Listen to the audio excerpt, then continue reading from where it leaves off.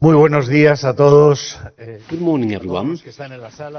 Please we welcome everyone in the room and everyone connected through streaming. For the Royal Institute Elcano, it's a great honor to have you all here and to celebrate the 11th Elcano Forum on Global Terrorism. I'd like to first thank the International Institute for being our host here today in this building so full of history and with so many memories. And this was the ladies' residence, one of the great institutions of the Spanish regenerationism in the last century, a great example of integration and progress. And we're delighted to have you here. Thanks so much for welcoming us here, and thank you so much, of course, to all the organizers of the event, the Embassy of the USA and the State Secretary for Security of the Home Office for welcoming Elcano in this seminar and this proposal, where we're going to talk about something that is quite essential for the cross-border relations between Spain and the USA. Not just because of the importance these relations have, but also because of the feelings they generate. Both sides have been stricken in the past by the terror phenomenon, and we know quite well was the ability of damaging and the targets to erode the liberal democracies where we live. And to assess that and to do that for the last 11 years is a proof of solidarity with the people who most directly suffered the effects of this evil, of this movement, as well as of the need that we have to keep collaborating to mitigate and prevent new terror actions in our regions, and mainly in regions all over the world. It's obvious that terrorism is unfortunately and once again in everyone's mind, in newspapers' headlines, in the networks, in our conversations. And as you know, and as we have assessed in this forum, we have different manifestations of terror, of Islamic terror, and we have terrorist Islamic organizations that are global, that have a global reach, such as al-Qaeda. And al-Qaeda that seems to be coming back up again in the Islamic State, and we have other terror movements more linked to claims or independent and local nationalist flags. As you may remember, since last October 7th with Hamas and Hezbollah, and we should assess how these institutions are evolving and which kind of bonds they establish between them and which are the consequences and what can we do in the countries that defend the values and human rights, the peace cohabitation that really is one of the main challenges for the Royal Institute Elcano, whose one of main 10 axes of research is the analysis of attacks, democracy, defense and security. And this is a program where we have allocated not just a great deal of affection, but also a great deal of resources from our institution, and we're going to keep doing that with the aid of all of our patrons, who, one way or another, keep repeatedly expressing their willingness and support to keep assessing this evil. Today we're going to have a first panel. The representatives of that panel are already sitting here. Here we have Aaron Zelling, Fernando Reinares, Distinguished Research Fellow of the Elcano Royal Institute, a main distinguished researcher who has been the soul of these meetings for many years, Esther Zubiri from the UN, and Magnus Ranstorp, who is here today with us. So I'm going to give them the floor, because you are here to listen to them. And after that, we'll have a presentation moderated by Fernando Reinares, second panel of the day, and we'll be assessing that. So I'd just like to thank once again to the International Institute and the Embassy of the USA and the Home Office Secretary of State and of course all the panelists that we have here, and Elcano's team, who has made possible the logistics and preparation of this meeting, and Corolla, our main leading researcher on terror. And to all of you, thanks so much for being here, and we do hope to continue celebrating these meetings in the future. Thank you so much, everyone. Muy buenos días y muchas gracias a todos. So thank you much, everyone. I would like to extend my speech here for too long. I'm going to be very brief because I think that the experts who are meeting here today are the most important voices that we need to hear today. However, on behalf of the USA Embassy in Spain and the USA government, I would like to congratulate the whole Elcano Royal Institute team and President Mr. Ruiz for giving me the opportunity to be here with you in this 11th Elcano Forum on Global Terrorism.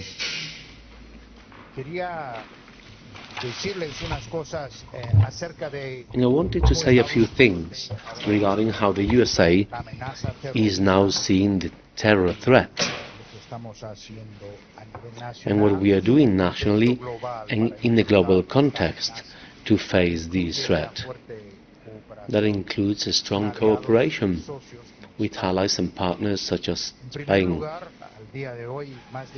First of all, nowadays, and after more than a year after the terrible attacks that Hamas perpetrated against Israel, where they killed more than 1,200 people, we see a conflict that's influencing terrorism globally.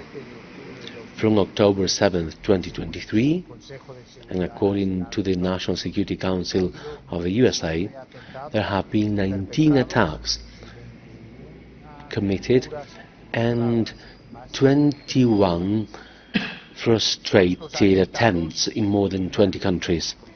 These attacks had the Hamas-Israel conflict as a main motivation or source of inspiration. We're also seeing globally that there is an increase of anti-Semitism that is influencing the Israeli and Jewish targets in the world.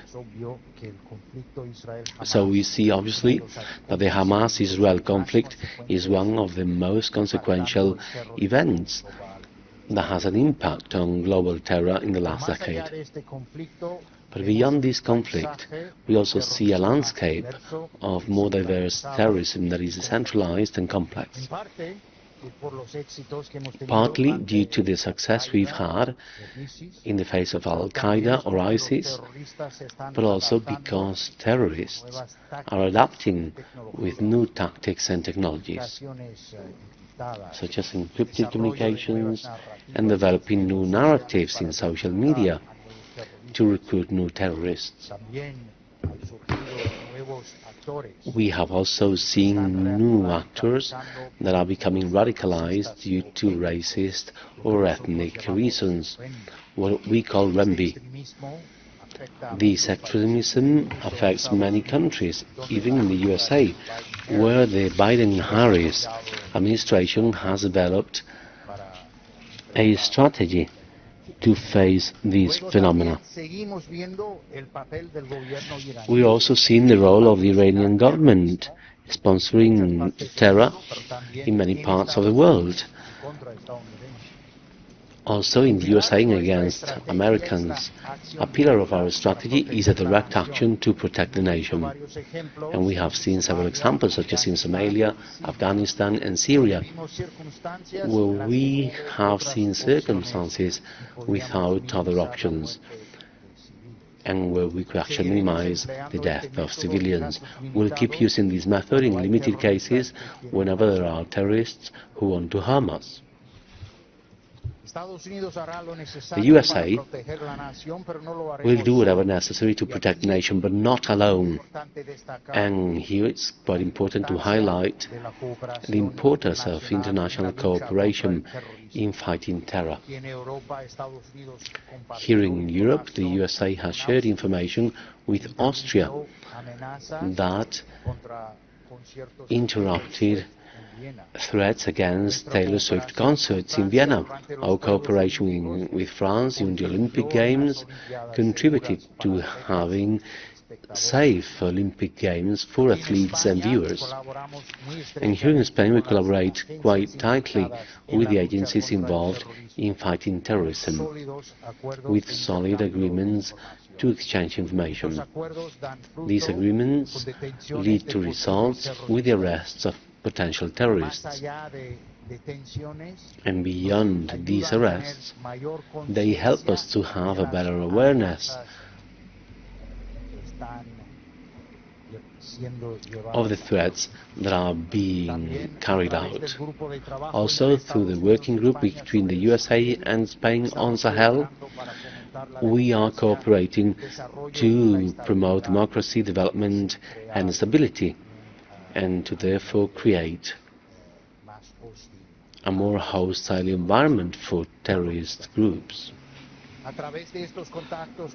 To these contacts, with these tight relations that are also trusting relations, we have forged a very productive collaboration that protects our countries and prepares us before the threats and challenges of terror.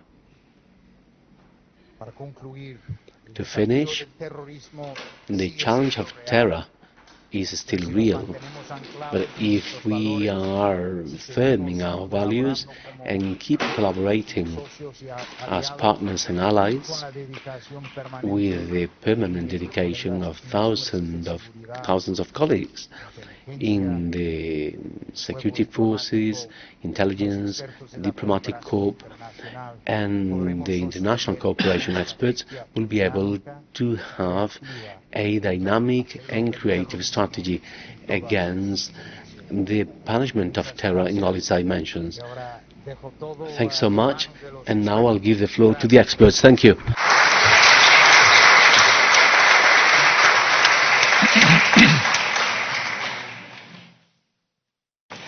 First of all, I do apologize for improperly stepping into your time. And well, this is a great panel, believe me, because I have here with me three leading worldwide experts on the topic. The idea is to address those Islamist organizations involved in terrorism activities worldwide in general, and the West in particular. And first of all, I will be asking them about the current state of Islamic State and its leadership, al-Qaeda and al-Qaeda's central command, and Hezbollah and Hamas.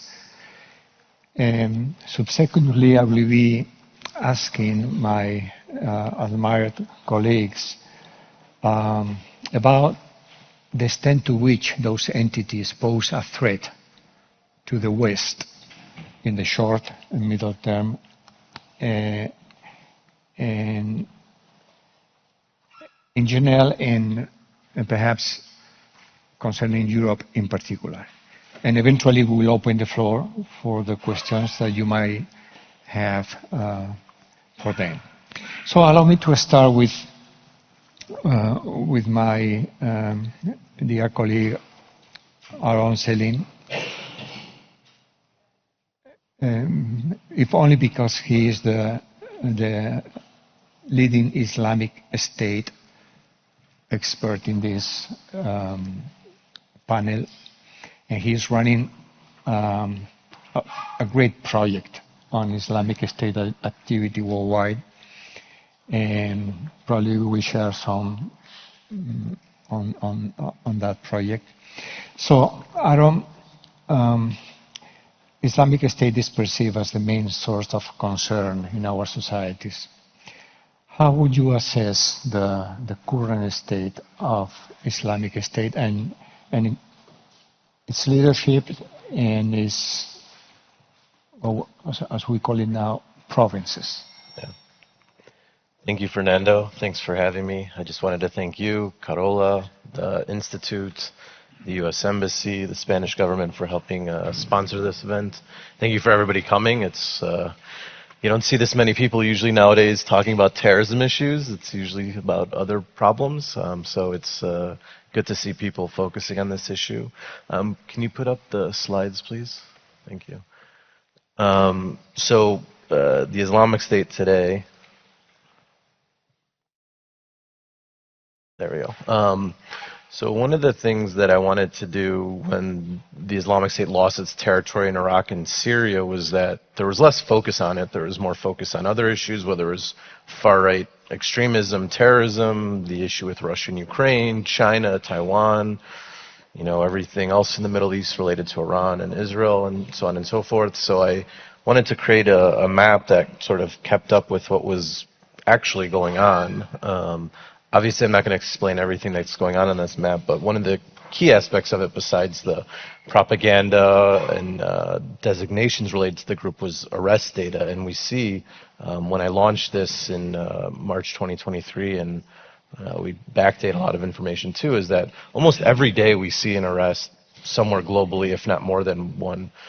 So even though it's not sort of the top news story as it was a decade ago, the Islamic State and its supporters continue to invest in, you know, conducting its activities in different, you know, war zone spaces, but also trying to do attacks abroad as well. So one of the things to remember, I think, is that the same things that animate the group today still remains the same. It's governance and state building, it's foreign fighter mobilizations, and then it's external operations.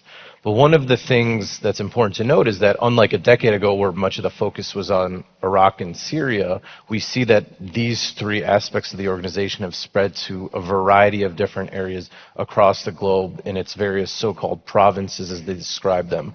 So in terms of its governance and state building, today we see them controlling territory in 4 African countries: Mali, Nigeria, Somalia, and Mozambique. And even though they don't control territory in Syria anymore, they continue to do shadow governance. So as we saw in Afghanistan before the Taliban took over, they were able to take over the country relatively quickly, in part because they had been governing a lot of the country behind the scenes, even though they weren't in control of it. So one of the worries going forward is if the global coalition, as well as the U.S., leave Iraq and Syria, there's the potential that the Islamic State, especially in the eastern part of Syria, would be able to take over territory relatively quickly again. Then you have the foreign fighter mobilizations, and while it's not on the same scale as what we saw a decade ago in Syria, you still do see people going to different countries in Africa. You still see some small things here and there related to Syria, as well as Afghanistan.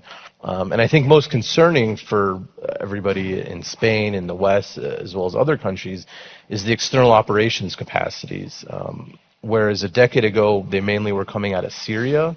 Lesser extent Libya, you know, we saw 2 related to Libya a decade ago with the Anas Amri Christmas market attack in Germany, as well as the Manchester concert attack in the UK. Today we see external operations planning, plotting, and attacking coming from 8 different Islamic State provinces now, not just from Syria primarily. So they've been able to spread sort of the know-how on how to do this to many places. So even if you go after, say, Islamic State's Khorasan province, or ISKP, which everybody's talking about in the news now, it's sort of a whack-a-mole in some ways, in that it's missing out on the whole breadth of things. So one of the ways to understand why this is all happening is because after, in the process of losing territory in 2019, 2018, 2017 in Iraq and Syria, they reorganized the internal bureaucracy of the Islamic State, where they created an entity called the General Directorate of Provinces, whereas before then, Iraq and Syria were kind of on its own island. as well as the external provinces kind of doing things elsewhere. However, since 2019 or so, they become all integrated together. It's all on the same par. I'm not getting into the specifics of all of it because I know it's a lot of details. But essentially what it means is that the group, even though it's not perceived as strong as it was 5-10 years ago, is actually far more integrated now as an organization globally than it was previously. And as a consequence, we see that a lot of the planning related to state building / governance, foreign fighter mobilizations, and external operations planning is being coordinated amongst its various provinces in a way that we really hadn't seen before. So one aspect of this is the Al-Qarar office, which is primarily set up in East Africa, but it's helping fund operations across Central and Southern Africa. We also see money being sent from Somalia up to Turkey. And the Islamic State attack against the U.S. when it was withdrawing from Afghanistan at the Kabul International Airport in 2021 was actually financed by the Islamic State in Somalia. Another example is, while there's been a lot of focus on ISKP and its attacks in Turkey, Iran, and Russia, the Islamic State actually didn't claim those attacks for the Khorasan province. So I think one of the things that's important to note is that there's this pan-provincial planning going on amongst each other, where a lot of those attacks that we saw in Turkey, Iran, and Russia were joint operations between ISKP in Afghanistan, the Islamic State's provinces in Turkey and Syria, as well as the financing coming from Somalia. One of the interesting things we also noticed is that some of the attacks, like the Crocus one in Moscow, as well as a plot broken up in Germany earlier this year, had handlers in Turkey. And so while people don't talk about a Turkish province as this big issue, it's become a key nexus point in the Islamic State's operations, because in many ways it's this central location between sort of what's going on in South Asia to the Middle East to the Caucasus to Western Europe. And then finally, like I said, there's a lot of coordination going on between a lot of these provinces and a lot of these different attacks. I know that we have a lot going on here, so I don't want to take up too much of your time. And there's other questions too, but essentially a lot of these other provinces are involved in external operations today. That's not necessarily getting front page news stories, but the Islamic State, essentially the main message is far more active than you would suppose based off of just following the news on a day-to-day basis. Thank you. Thank you very much. Key important ideas: Islamic State, external operations being coordinated,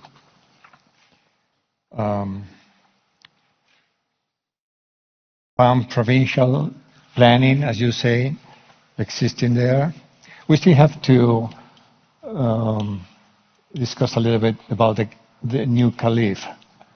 Who is he?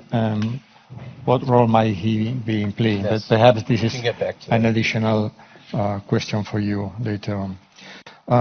Now, we have Esther Zubiri with us. As Spaniards, we are proud to have such a top-level representative in a United Nations body following closely al-Qaeda and Taliban and Islamic State.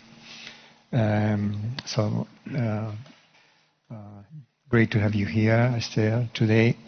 And the question for you is, well, it looks like al-Qaeda is no longer there. We rarely talk about al-Qaeda.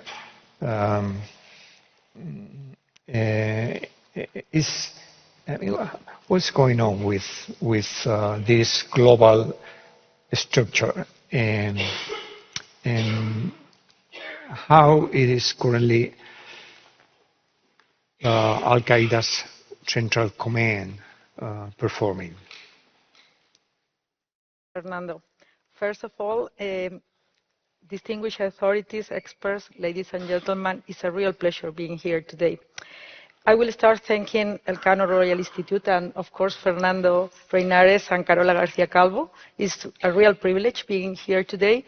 And for me, it's very special because the fact that I'm sharing a panel with Fernando is really a very special thing for me, being now an expert of the monitoring team. I met Fernando when we both were working in the Ministry of Foreign Affairs I'm an old lady, you know, long time ago when I was the state attorney chief there, and you were also working there. So long time ago, friendship, and thank you very much for inviting us. For those in the venue who are not familiar with our work, I'm an expert of the analytical support and sanctions monitoring team for ISIL, Al-Qaeda, and the Taliban. The monitoring team, I'm going to be very brief, but I think it's important you understand our work, is 10 independent experts mandated by the United Nations Security Council to assess the global threat posed by individuals, groups, and entities concerning Daesh and Al-Qaeda in biannual reports submitted to the 1267 Committee. We also support the work of the 1988 Committee on the Security Situation in Afghanistan and the threat posed by the Taliban with annual reports. And our 15th report on the Taliban was published in July 2024. We are now in the process of gathering information for our 35th report on Al-Qaeda and Daesh, so it's a good timing for me being here.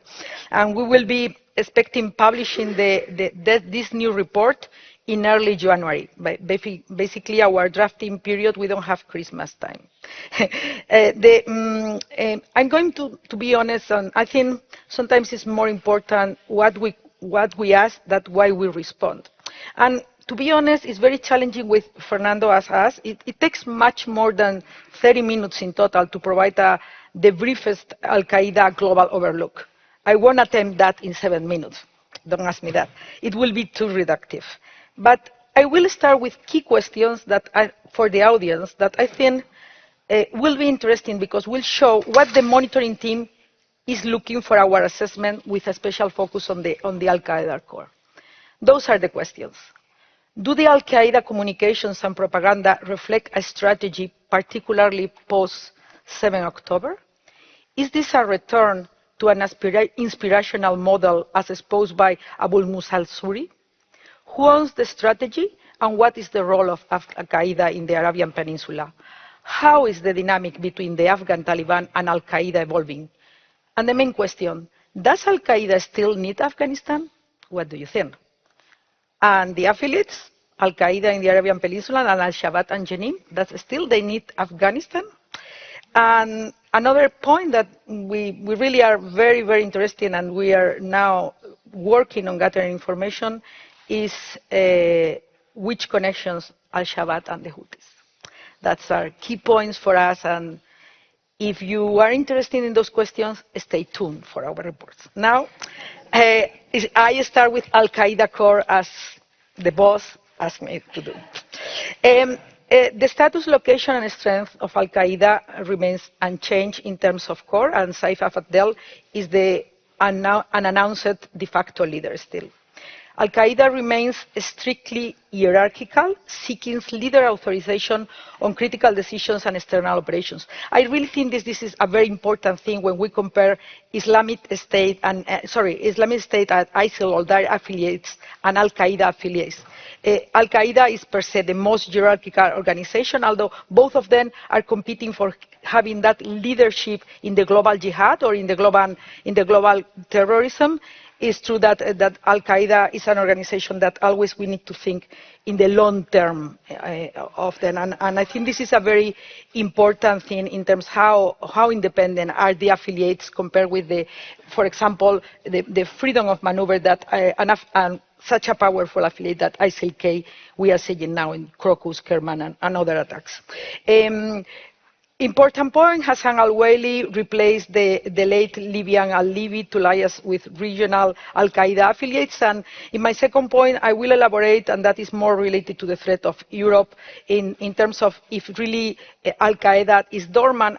We will prefer to use the term Al-Qaeda is in a strategic patient. And I will end my presentation today with an al-Zawahiri quote that reflects clearly what is the long term and what means the medium and the long term in that organization. We are also working on certain data on the present as the other experts mentioned on Al-Qaeda core in Iran and Saif Abdel main office, that stay tuned for the report, and also expansion of new training camps and facilitation networks through operative in Mashhad. But I will expand it more when will be my turn in the second tranche. But it's very interesting, and the monitoring team has been the first one to bring that in our last report, that several member states reported direction from Saif Abdel to Abu Jafar al-Marrid and Abu Yasser al-Marrid to activate cells in Iraq through Saifullah Somali. It's very interesting, the point that it's a Somali who is activating cells in Iraq, and I will elaborate later. And Sherafist, which both are not listed individuals in our sanction list. And in Europe, through Abu al-Obaidan, which it was discussed, it was a Syrian or a Yemeni. I will expand in the threat, and also as well in Libya and Syria. I think that this reflect clearly how Al-Qaeda, in a way, are using Iran, Afghanistan as for that strategic patient, but also for thinking in an operational stage in the medium term. I always say that, without saying that, of course, ISIL in many theaters, even in Afghanistan, is the major threat for Afghanistan and Central Asia. But for us, and especially for the West, I think that I always say that in the long term, Al-Qaeda is the major threat for the reasons I'm going to explain.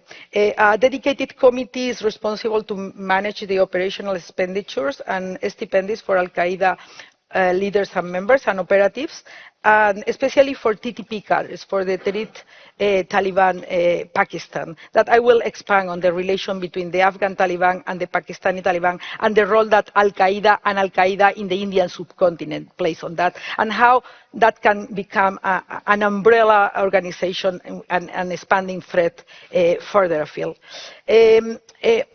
If we go to Al-Qaeda in Afghanistan, since I think that is what Fernando also want me to highlight more, member states are in general concerned that terrorism emanating from Afghanistan will be a driver of insecurity for the region and beyond, and we have seen that. Despite Taliban attempts to exercise control over Al-Qaeda, there is a symbiotic relation among Al-Qaeda and the Taliban and the affiliates and TTP that could transform the latter into extra-regional threat. Al-Qaeda, as I mentioned, continues exercising strategic patience, prioritizing its symbiotic relationship with Taliban and cooperating with other terrorist groups. It's important that very Al-Qaeda senior figures are taken into Taliban protective custody, like Abu Ikhlas al-Marrid, is a figure that we are following very importantly, not also because he's providing suicide bomber training to TTP in Kunar province, but also because he's very involved in the Taliban Weapons Registration Commission and the will of the Taliban to have drone capacity. And that involves groups that goes beyond Al-Qaeda, perhaps, and this is something that we are really studying. The monitoring team, and I want to leave that clear, we are mandated by the Security Council to engage with the intelligence services of all member states. And the monitoring team every year conduct an intelligence forum in Vienna. It's of course a private forum. And what is very interesting is that all the Gulf countries there and all the MENA region countries there pointing the will of Al-Qaeda to continue their reorganization and training activities, and which is very important. I think also the monitoring team was one of the first to highlight that, the inward travel from the Middle East of ethnic Arabs to Afghanistan, especially through Mashhad and Zabul in Iran, and then through Afghanistan in Nimruz province and Herat province. Those ethnic Arab Al-Qaeda members are looking or aids to enhance the communication between the core leadership in Iran, the Al-Qaeda in the Indian subcontinent, and elements of the Taliban. And these are assessed by those Arab countries, which give us detailed names and identities of which Al-Qaeda ethnic Arabs are now present in Afghanistan, is that this all represents, and Fernando mentioned that, the will and the return to operational ambitions. It clearly represents that. Those historical ethnic Arab al-Qaeda commanders, and I want to emphasize on that, are previously has historical linkages with the Taliban. And it's important to mention two names. The first one is the presence of Abu Hamza al-Anbari al-Iraqi in Wardak and Sarepul provinces. And then, very interesting development, presence of al-Qaeda in the Arabian provinces member, Abdul al-Qadir al-Smarrit and Ali Umar al-Kurdi. And the presence of the fact that, if I have time, I will analyze what happened after the death of Batarfi and how, why is the presence of those two al-Qaeda in the Arabian Peninsula in Afghanistan.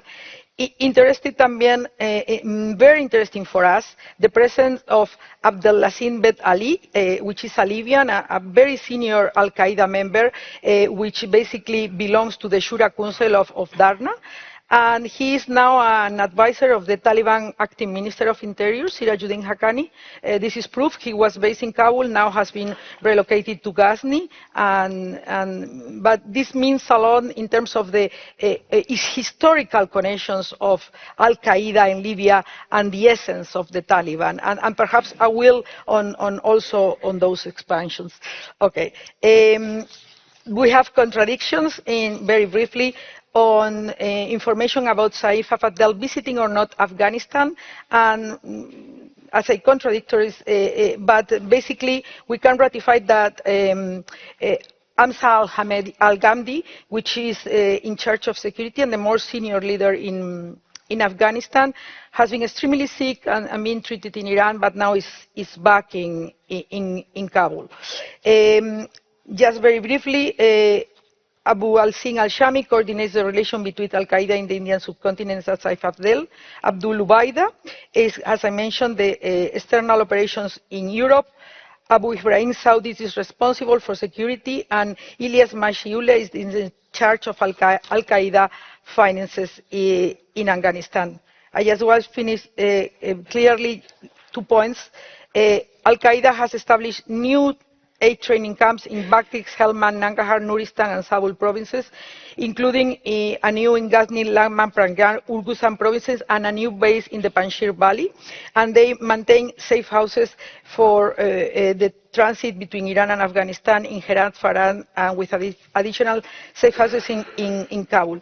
I just want, before finishing, and I will elaborate on the other affiliates later because of the time, saying something on what represents really Al-Qaeda mentality and Al-Qaeda ideology. No? It's worth remembering that Al-Qaeda thinks in terms of a struggle of a century or more. As Awahiri told in terms of a generational campaign, most recently before his death in September 2021, and said, "We must get used to exercising patience.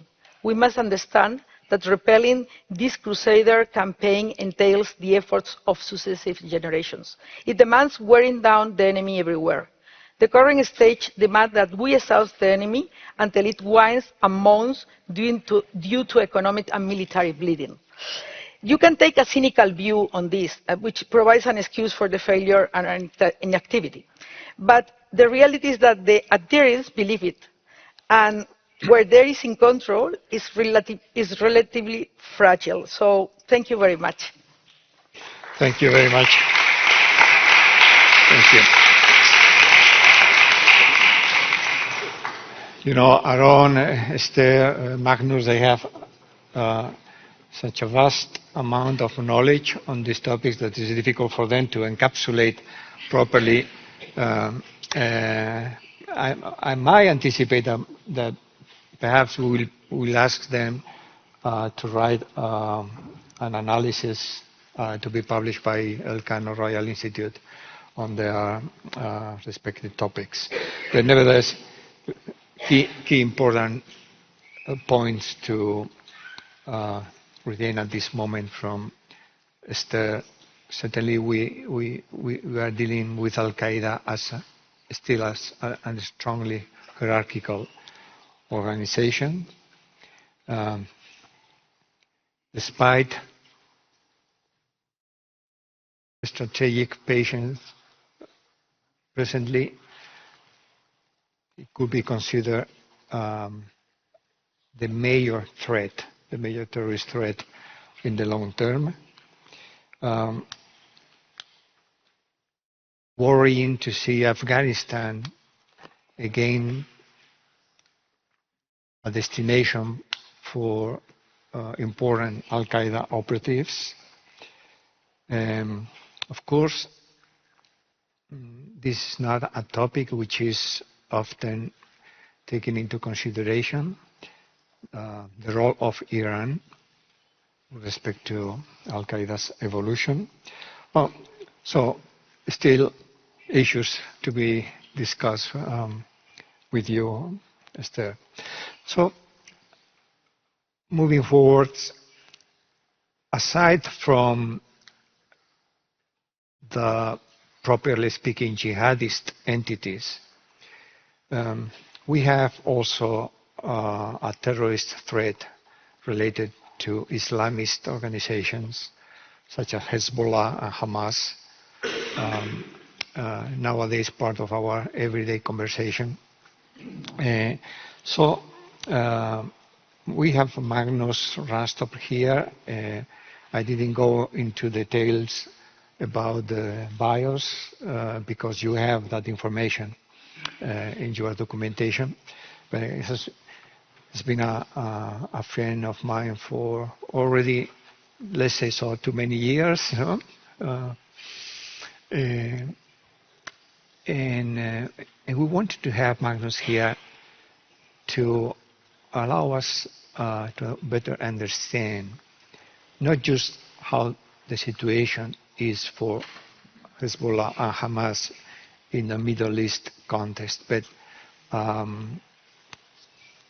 its international dimension beyond the Middle East, which might be the focus of this first round for you. Thank you, Magnus.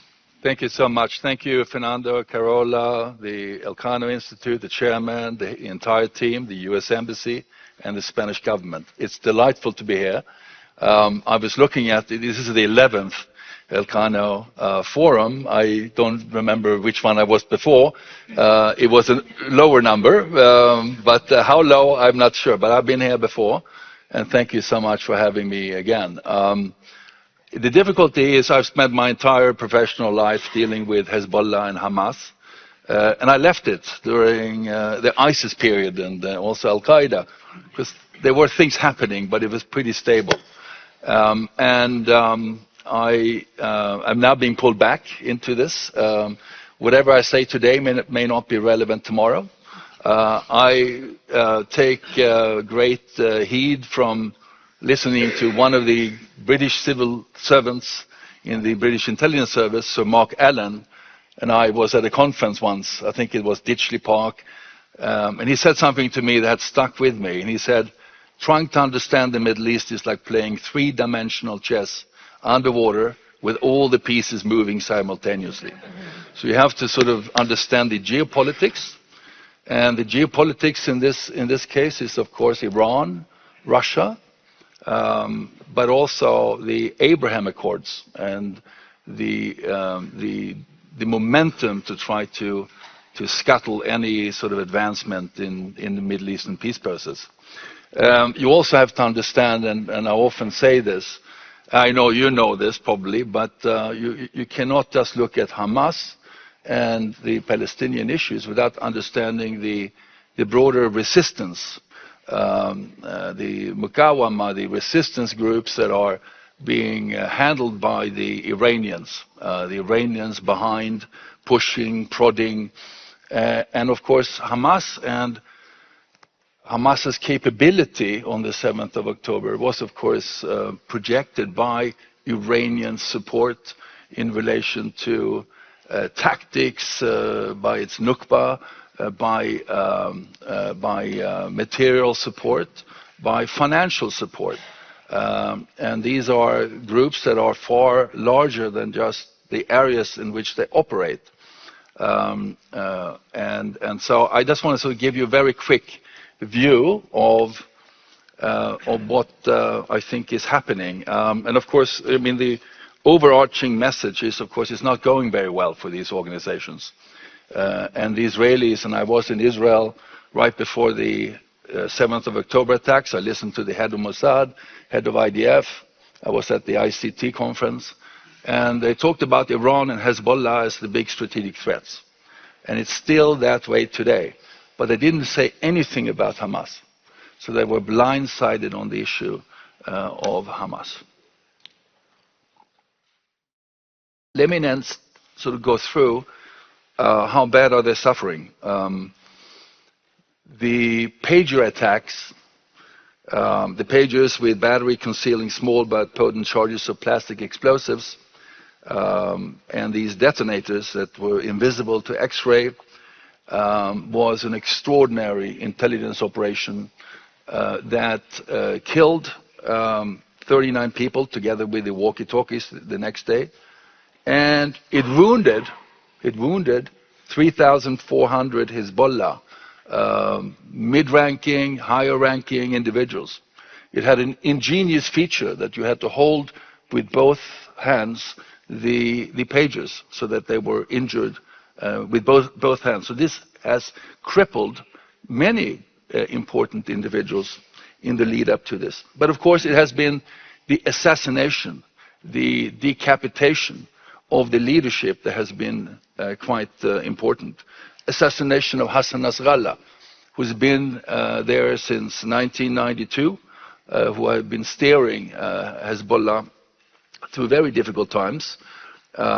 He was meeting, of course, with 20 commanders and the IRGC Quds force, 18 meters underground in a fortified bunker. The precision of Israeli intelligence has, I think, combined with the pager attack, etc., has made a real inroads in the ability of Hezbollah to communicate. For 2 years before the pager attack, Nasrallah was talking about not using mobile phones. It was a very clever Israeli operation in relation to steering them towards the pagers and then taking out and creating, and this is creating internal communication chaos. It doesn't mean that they can't launch attacks, but it has really severely crippled them. I often, and of course you've had the killing of Ibrahim Akil, senior commander of the Radwan force, the Special Operations Force. Fuad Shukr, advisor to Nasrallah, involved in Hezbollah's external operations. You have also had the assassination of the successors to Nasrallah, etc. So they are taking them out one by one, and I noticed that Naim Qassem, the deputy, has fled to Iran because of fear of operations. While we talk about Hezbollah and how it has suffered, you also had assassination of IRGC Quds Force, the Iranian Pastaran, the Revolutionary Guards Corps. That process began already in January when you had attacks against them in Lebanon, but you also had some major attacks in Syria, taking out the coordinator of IRGC QF activities in Lebanon and Syria in April 2024. So this has been a long sort of degrading of capabilities. And they were striking them, of course, in the Iranian consulate in Damascus. These commanders have been responsible for coordinating the military strategies and arms transfers. So you have sort of also, in combination with taking out key leaders for Hezbollah, and particularly almost all of the major commanders of the Jihad Council, it is an extraordinary decapitation of the capabilities that significantly hamper that. And on top of that, you have the destruction of military infrastructure, the IDF targeting key Hezbollah infrastructure weapons depot. I guess the latest assessment is over half of Hezbollah's weapons depots and rockets and rocket launchers, etc. And I'm not even gone into the tunnel systems or the southern Lebanon incursion that have occurred. And we should, of course, remember that the 7th of October was not Hamas's idea. It was Hezbollah's idea. This was very widely known that Hezbollah had, over 10 years previously, were planning to storm with 5,000 men on 5 fronts across the border into northern Israel, using tunnels, sea over the fence, and do exactly the same as Hamas did. IDF, of course, and I focused a lot on IDF because it hampers Hezbollah, has also targeted Hezbollah's supply lines. So they're targeting these supply lines with weapons from Syria to Iran, from Iranians' arms shipments through Syria into Lebanon. So you have a seriously decapitated military wing of Hezbollah that will take years to rebuild, and there will be a new generation of leaders, because they are there. Both Hamas with about 35,000 to 40,000 military personnel. Hezbollah has anywhere between 50 to 70,000 in arms that they can mobilize. These are not small organizations. They are very large organizations. I also want to say one thing which is quite interesting: the tackling of financing. The Israelis have now, of course, in the last few days, tackled the Card al-Hassan, the microcredit financing, financial services, which provides money from Iran to Hezbollah, but also for many Lebanese and Hezbollah members, the financial stability. So, there's a lot of lessons here, and I've never seen Hezbollah being so pressured or being so affected than before. Let me just briefly go to just Hamas, just to say sort of a few words. There, of course, you've had leadership targeting. There were, which has affected the senior leadership. But of course, Hamas is a very resilient organization. You've had the assassination of Yahya Sinwar, very important. I think, there were 4 or 5 people planning the attack on the 7th of October. Marwan Issa, Mohammed Deif. I think the only person who's left is the brother of Sinwar, Yahya Sinwar, Mohammed Sinwar, who is still on the loose.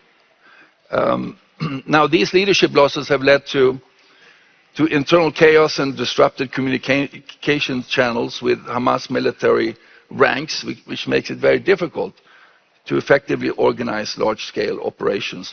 So, in other words, Hamas is not a strategic threat for Israel. They are collecting intelligence. I saw this morning, they were arresting 200 terrorists in Gaza. They are trying to locate the hostages.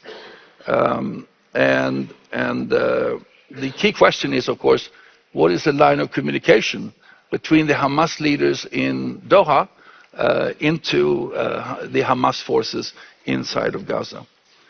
So you have destruction all around. Command centers, communication hubs, logistical networks has prevented Hamas from launching large-scale offenses. The tunnel systems underneath Gaza, 500 to 700 kilometers.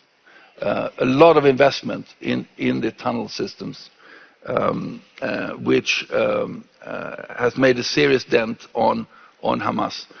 It hasn't just been in Gaza, it's also been in the West Bank, because you've had the previous assassination of Saleh al-Aruri in Beirut. And of course, Hamas and Hezbollah have a joint command center also in Beirut, which may or may not be targeted by the Israelis.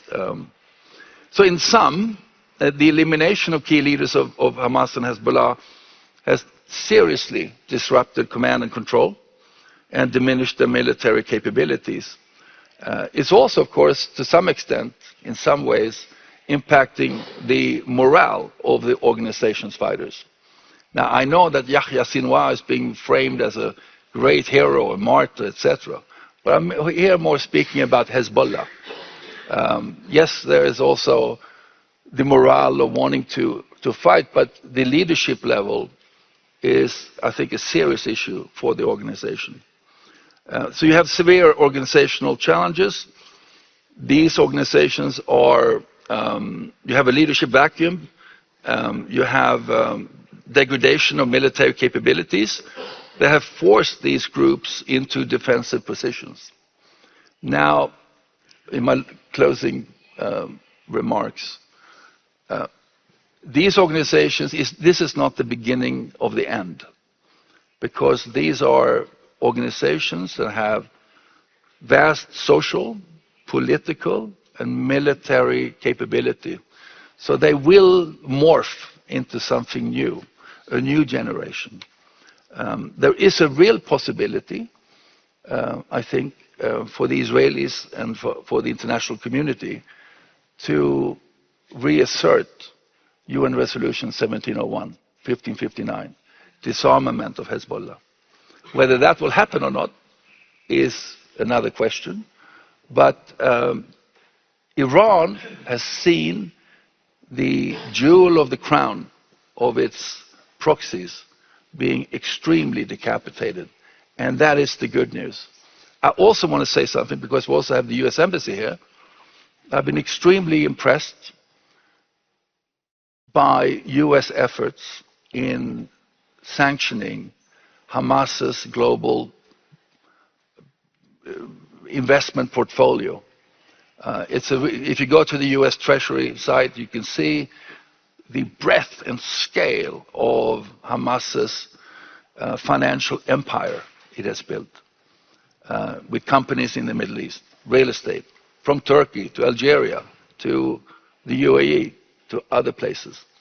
And that is an important part. Using the sanctions against the organization also make a serious dent in these groups. And I think the important thing is perhaps in Europe to try to clean up a little bit the financing of Hamas from European bases. I'll stop there. Thank you very much, Magnus. Thanks a lot. 7th of October, executed by Hamas, but Hezbollah's idea, and now both Hamas and Hezbollah decapitated, operationally degraded, at least when it comes to the military wings.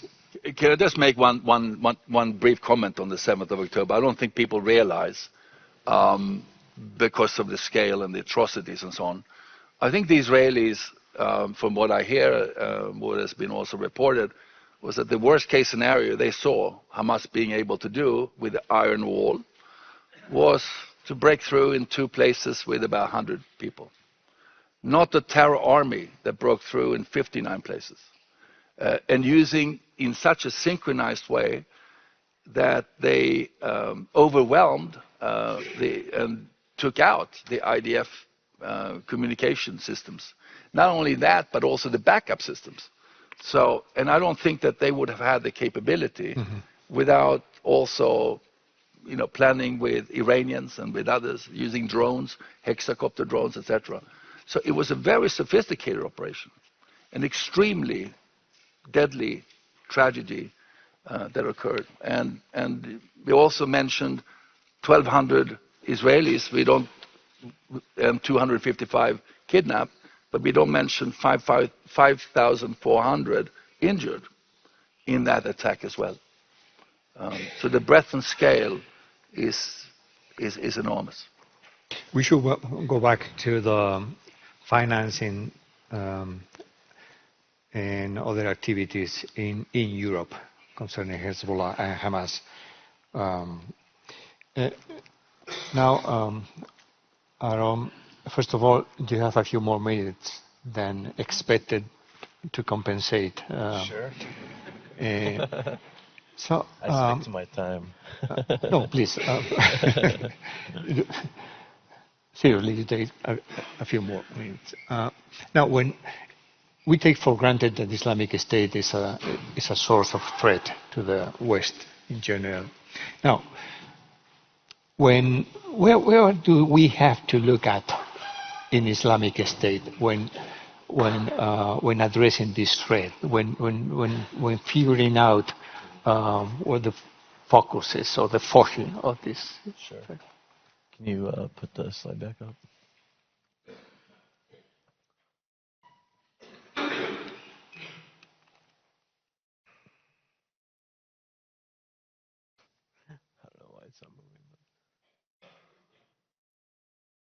There. Okay.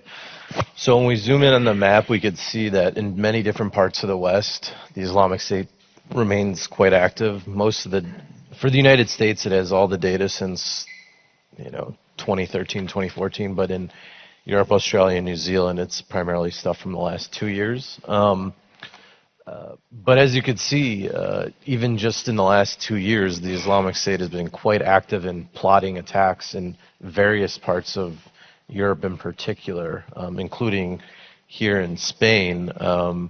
And one of the interesting aspects of it is that, as I was talking about before, even amongst the group's supporters, there's sort of networks that are assisting all of the different provinces at the same time. And just to give an example, which just so happens to be in Spain, there was an arrest almost a year ago now in December 2023 where 11 people were involved in an international support network, which began going back to 2021, where 2 of the ringleaders were essentially helping out the different branches in Afghanistan, the Sahel region in Africa, the Levant, and Syria, as well as their operations in Europe, and that they're doing this through a lot of criminal enterprise activity within Europe itself to finance terrorist attacks, as well as mobilize and recruit new supporters. And one of the interesting things that we've noticed in the last year or two in particular is that there's greater usage of cryptocurrencies in a lot of this activity as well, which I'll get into a bit more specifically in a little bit. But essentially, there's been a lot of hype about cryptocurrency. A lot of people are like, this is the end of the world. Terrorists are just financing themselves through crypto. There's nothing we can do about it.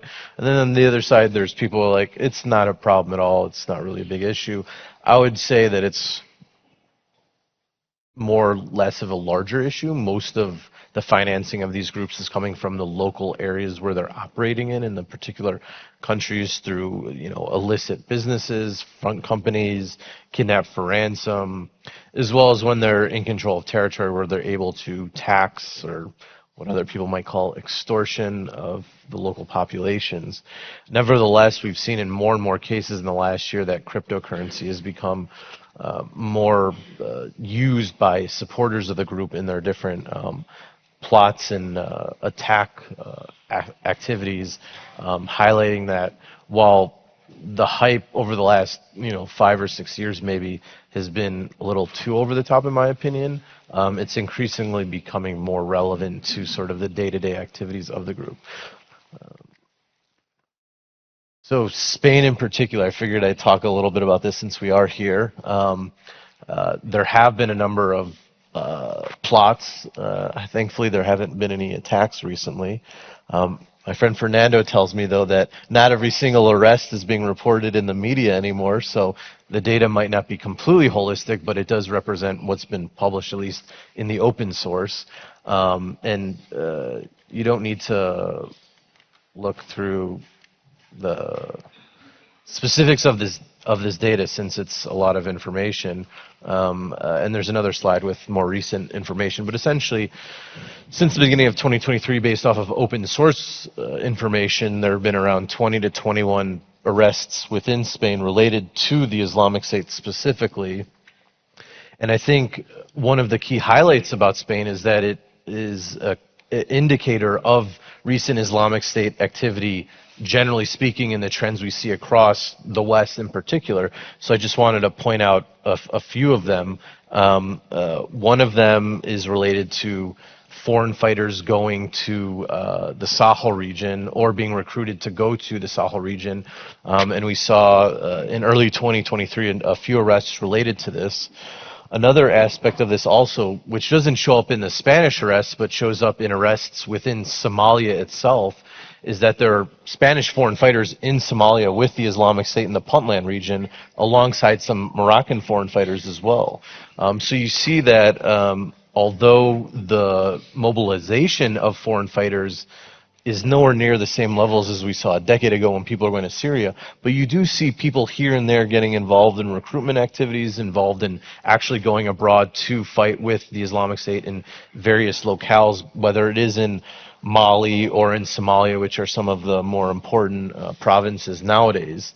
One of the other cases that we've seen, I think it was in 2023, was that there was an individual, a Tajik, arrested in Spain as well, for plotting an attack on behalf of the Islamic State's Khorasan province in Afghanistan, or ISKP. One of the largest trends we've seen in the last 2 years in particular is that there's been this huge exponential growth in ISKP plotting attacks. Of course, none of them have been actualized within the West, thankfully, but it hasn't stopped them. Most of them have primarily focused on Germany and Austria, partially because there's been a huge migration flow of people from Central Asia to those countries in the last half decade or so. And a lot of ISKP's recruitment beyond just Afghans has been people from Tajikistan, from Uzbekistan, Kyrgyzstan, et cetera, et cetera. But interestingly, there is this case in Spain too, sort of an outlier when you're looking at Spanish cases, but something of note that this is a broader trend that we're seeing. Another case here, I think it was in 2023 as well, was that there was this connection to a Brazilian network. They were arrested within Spain, but they're also connected to what was going on in Brazil. And this is something that not a lot of people are focusing on, but I think will increasingly become not a huge issue, but before it was sort of a non-issue completely, where there are increasing arrests of Islamic State and jihadi-related activity within different parts of Central and South America, which we really haven't seen, which of course will be more and more relevant to Spain, because some of these arrests within Latin America, the Spanish government has assisted with some of the, intelligence and information, just because of the background history and capabilities that they have that some of these South American countries might not have on these issues. Just last month, I think there was an arrest in Uruguay, for example, and the Spanish government assisted with some of the intelligence related to that. Another thing that's important that we've noticed in recent years is that there's increasingly more and more minors involved in these plots and attacks.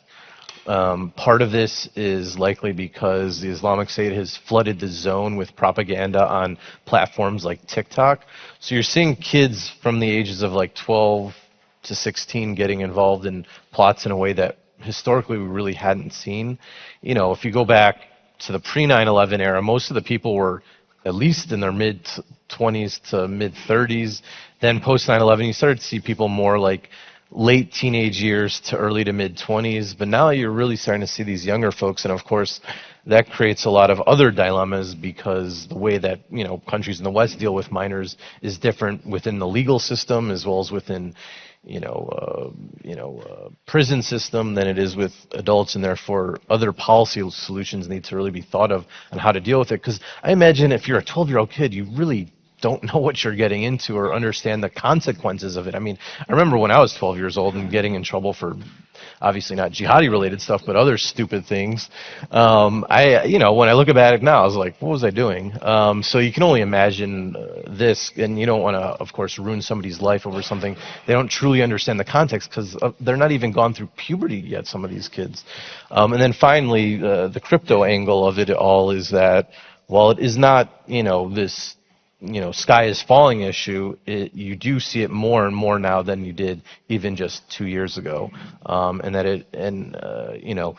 a lot of people talk about, Bitcoin and Tether and things like that, there's actually this new cryptocurrency called Monero that the Islamic State has increasingly been using.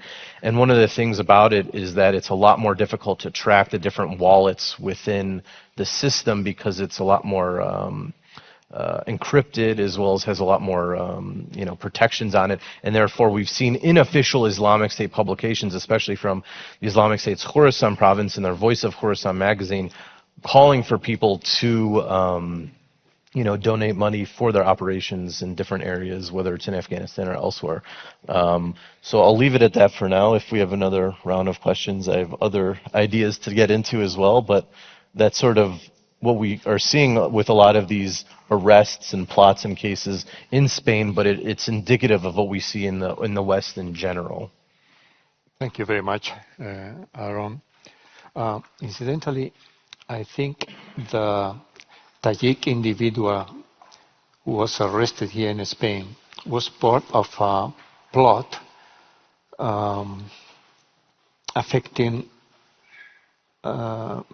Germany or Austria, I don't remember. So it was part of that network. Yeah, it makes sense. For one reason or the other, he came up to Spain. Yeah, makes sense. Or came down to Spain. How interesting that you talk about foreign fighters from Spain now alongside Islamic State provinces in East Africa and West Africa. That immediately reminds me of the call that al-Adnani made in the mid-2016, a call to Westerners and Europeans in particular, not to travel everything. I mean, whatever you can do there where you live will be better for us than if you take the decision to travel here, because then we had the repulsal, those individuals who decided to stay and plot a major attack in Barcelona. And of course the issue of minors is so extremely relevant nowadays. Thank you, Aaron. In this same line of thought about threats to the West and in particular to Western Europe, now you insisted on this strategic patience that al-Qaeda is apparently following at this moment. But when do you think, Esther, that al-Qaeda might eventually attempt to materialize the will to attack in the West? I mean, where is the limit of this strategic patience? Who is placing conditions, boundaries to that? When should we expect al-Qaeda's return as a threat to the West? And related to this, should we Europeans be more attentive to the GNIM developments in the Sahel? Thank you, Fernando. And this is the million-dollar question, actually. So I guess I cannot answer, but I will try to bring some light on that. As I mentioned before, I think that we need to differentiate two things in terms of al-Qaeda strategic patience and back to operational capacity in terms of, and I think it's important, and I will try to delve it a little, in the recent al-Qaeda propaganda, and especially Saif al-Fatel messages, which I think is very important to listen, because those understand that the strategic patience has a limit. But also the strategic patience has to do with the money. And we need to understand that, and we have been talking about money, that it's very important, the umbilical cordon between al-Qaeda core and al-Shabaab. Because al-Shabaab is the most powerful al-Qaeda organization in the world and one of the most powerful global terrorism organizations. And we are talking about a funding from al-Qaeda. Our reports clearly say about $150 million per year, which actually is a very conservative figure. And we need to understand that in the same way that Al-Shabaab is funding and is giving weapons to Al-Qaeda in the Arabian Peninsula, and now, as I say, we are exploring other scenarios that Al-Shabaab has. We also need to understand that Al-Shabaab gets that broad enterprise in terms not only taxing, extortion, but also at the laundering through legal business, and that allows that part of that money goes to the Al-Qaeda core.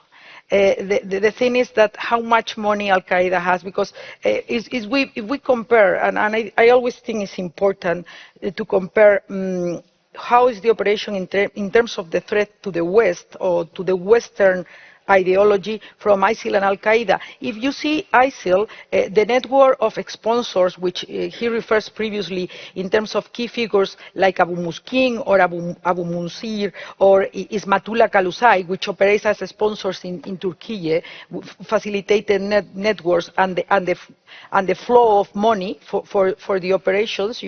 Clearly Abu Mansar was involved in the recruiting and in the funding of the both Kerman and Moscow attack, and eventually we don't have that right now in Al-Qaeda scene, that network of facilitators in these ways. I mean, of course, I mentioned before that Saif al-Fadl has instructed Abu al-Obaida, which is a very new development, which is a Syrian individual actually, and he's having a certain degree of influence within a European city. I cannot say, but is not now currently present in the European Union. But we cannot compare that with the network of facilitators and sponsors that, for example, ISIL-K is trying in terms of do that quick attacks, which unexperienced people in which they prioritize the lone wolf actors. We see that, of course, Saif al-Fadl called for both high-impact attacks but also long-actor attacks, but it's more the dynamics of ISIL in the West. And as you say, sometimes it are minors that basically are radicalized online, and you even find, in the last arrest, you didn't find Al-Qaeda propaganda and ISIL propaganda of those minors. So we really need to understand when we are talking about an attack perpetrated to the West, not for a just individual radicalized online, which actually has not been having any directions from the core, and when we are talking about orchestrated attacks, and there is a lot to tell, for example, on how the Kerman or the Moscow attacks and the role of ISIL-K with ISIL core on those attacks. So this is completely different. But before going to Jenin, and you made a point very important, I think we need to pay attention to two things, that propaganda and how those Al-Qaeda organizations affiliates are moving then is very important. The spokesperson of Al-Shabaab congratulated openly Jenin for these activities, and in February we have found propaganda in Somali language in Jenin. That means something. That really means something. I think it's very important. But we need to understand something, and I will go exactly, and I want to elaborate a little on Saif al-Fadl propaganda, and especially, his article in This is Gaza, and what is the view on the Houthis, and I mean, we are talking about a Sunni and Shia organization, and still he's operating from a Shia country. But it's true that I think that, briefly to touch upon Jenin before I go to this ending, I really think that the clear corridor that Jenin is building, the corridor that is expanding now beyond Mali, Burkina Faso, and also with a view in Ghana, Togo, and all those countries, is extremely dangerous for the West. It's extremely dangerous for the West, and especially because when we are now seeing those connections between Al-Shabaab, Jenim, I mean, it's really the theater is Africa. The theater is Africa. I mean, don't underestimate what is happening in Afghanistan, and I mean, is my expertise. But the theater is really looking to Africa. The thing we need to understand, anyway, is that in terms of the attacks of the West, since it's the topic, we saw flow of returning foreign terror fighters and very successful operations in the Balkan countries jointly, some of them participating with the Spanish police, with some Moroccan foreign terror fighters returnees. But we always see the flow of those foreign terror fighters, and even eventually some of them coming to Europe and then going to theaters in the Sahel. But we are not seeing right now is the contrary. There is no interest by groups operating strongly in Africa scenarios right now. I'm telling about al-Qaeda in terms of trying to go to Europe. If there is a threat, and this is something that I don't want to expand that much, we also need to understand the connections between al-Qaeda and the Taliban in two factions. One is in the migrant smuggling that the Taliban does, and the Serbian-Hungary border could be a real problem. I mean, and that has been even in open source. I'm not revealing anything in terms of the syndicates that the Haqqani network operates. Another, and it's very important in terms of the funding and indirect funding of al-Qaeda for that being back in the operational theater, is how benefits from the drug trafficking, the trafficking syndicates, not only now that in Afghanistan has been an eradication of poppy cultivation, but now the markets that are widely opening with the fentanyl and the methamphetamine, and also how the Haqqani network expands with people like Abu Mansar and Abdul Sattar operating with networks in the West, even in Australia. You know, that is money that flows. That is money that flows. Still, I think that we really need to understand that Al-Shabaab is something that we need to keep an eye. And interesting also, after Batarfi, the role of the al-Qaeda media productions, what I refer, what role plays in the whole al-Qaeda core strategy. Because if we see, for example, al-Qaeda core is given, you know, a will to al-Qaeda in the Indian subcontinent to look the example of al-Shabaab, you know, to turn into umbrella. I think the threat in terms of al-Qaeda could start first in a threat thinking to the neighbor countries and a expansion. But again, we are talking in something that right now operational capacity of dormant cells, when we are talking of al-Qaeda core, is not comparable. I just want to mention, and I think it's very important that we understand the message of Saif Afadel in the late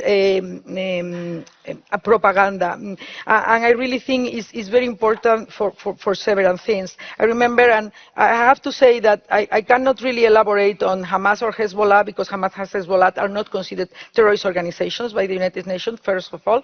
And secondly, my mandate, or the mandate of the monitoring thing, is just focused on ISIL and al-Qaeda. But I really want to point it, and that gives also some clue on how al-Qaeda will work in terms of the world, is the reaction and how well the situation in Gaza for recruitment purposes has been exploited by al-Qaeda, if you compare with ISIL. It's very interesting, because you mentioned in terms of ISIL, and the ISIL case, one of my expertise, and if you see the voice of Khorasan and in terms of radicalization, express radicalization, how good is articulated in so many languages, 22 languages. But if you compare how ISIL has exploited the Gaza conflict, it's nothing compared how well al-Qaeda have done, and which is very interesting. And I came from Central Asia region now, and I'm very engaged in projects there. That Gaza grievances and the problem as a driver of radicalization, you even see that beyond that region. You see it in Central Asians, you know, which is what's extremely interested for me. But just let me point, as I finish before, with a quote of al-Zawahiri.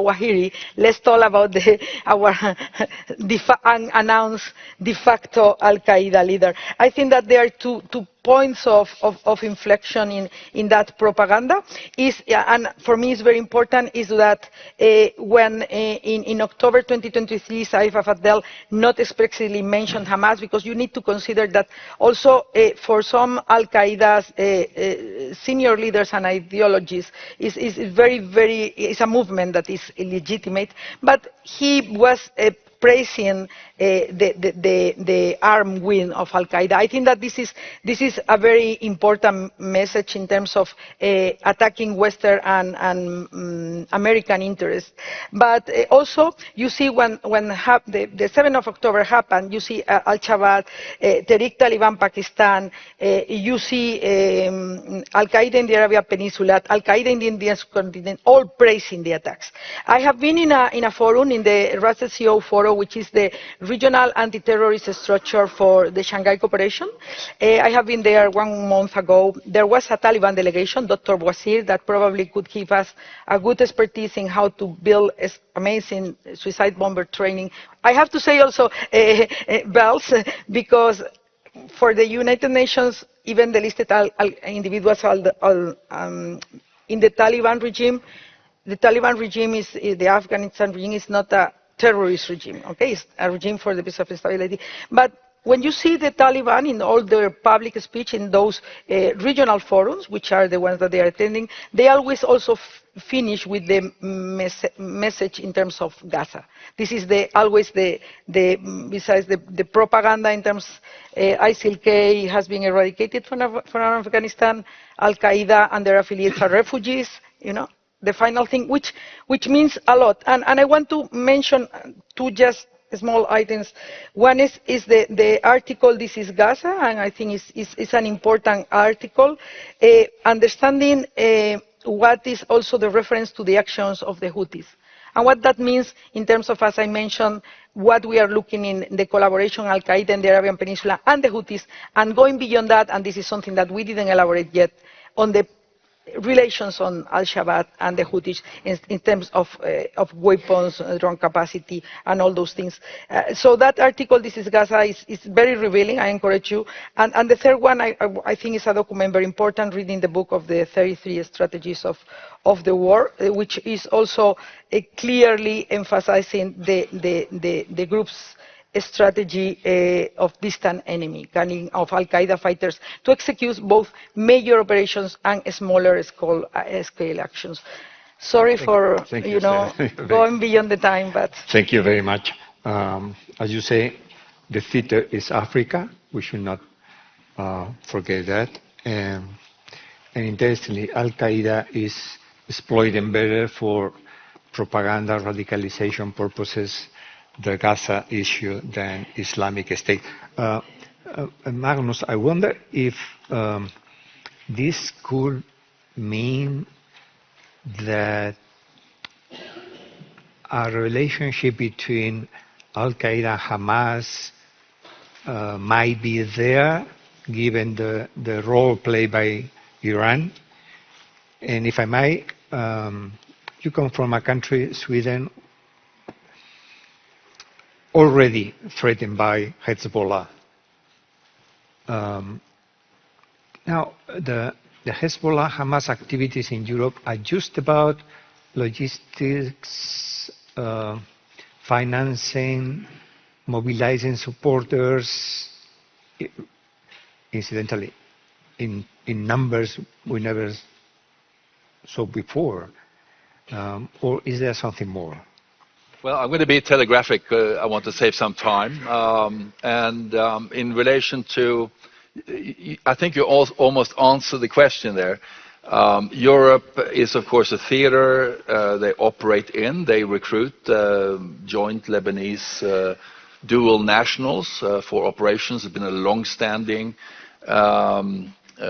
modus operandi by Hezbollah, trying to insert them into Israel, trying to use them in operations. And we have two Swedes who ended up doing reconnaissance in Cyprus on behalf of Hezbollah, trained by Hezbollah. We have another Swede who went to Thailand to do an operation because there are lots of Israelis there. But I think the current situation now is that, of course, historically, Hezbollah, together with the Iranian Revolutionary Guards Corps, Quds Force, and its the intelligence service of Iran, MOIS, work hand in hand. And, you know, they are focused in heavily on Jewish and Israeli institutions. When I was in Israel a year ago, listening to David Barnea, head of Mossad, he was talking about there were 28 foiled plots of kidnapping, killing Israelis, Jews worldwide. And that number since the 7th of October until now is 50, so it's gone up. And so I think that is the main focus. We've seen it in my neck of the woods in the Scandinavian countries. We've seen another worrying development. Hezbollah used to be the preferred weapon in relation to retaliation. In 1992, when Sheikh Hassan Nasrallah, when Sheikh Abbas al-Musawi was killed, the Iranians and Hezbollah reached out to Argentina and bombed the Israeli embassy, and 2 years later, Amia. So they have a worldwide global capability. They also, and of course we have Burgas. But I want to sort of flag two dimensions that are important and what we're seeing in terms of the evolution. And that is that the Iranians are using other proxies. They're using criminal networks. And particularly we're seeing that against the Israeli embassies in both Stockholm and Copenhagen. They're using a criminal network called Foxtrot. And the leader of Foxtrot, the criminal network in Sweden, is in Iran and being pressured to conduct operations. And that's a very cheap way of launching attacks. You can just call in lower ranking members who are pressed into doing operations. So we've had hand grenade attacks against the embassy, the Israeli embassy in Stockholm.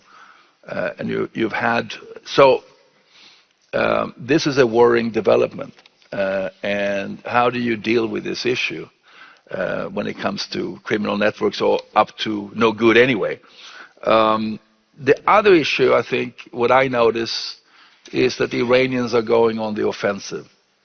They're going on the offensive in relation to targeting political opponents, targeting Israelis, targeting anyone who refuses the regime.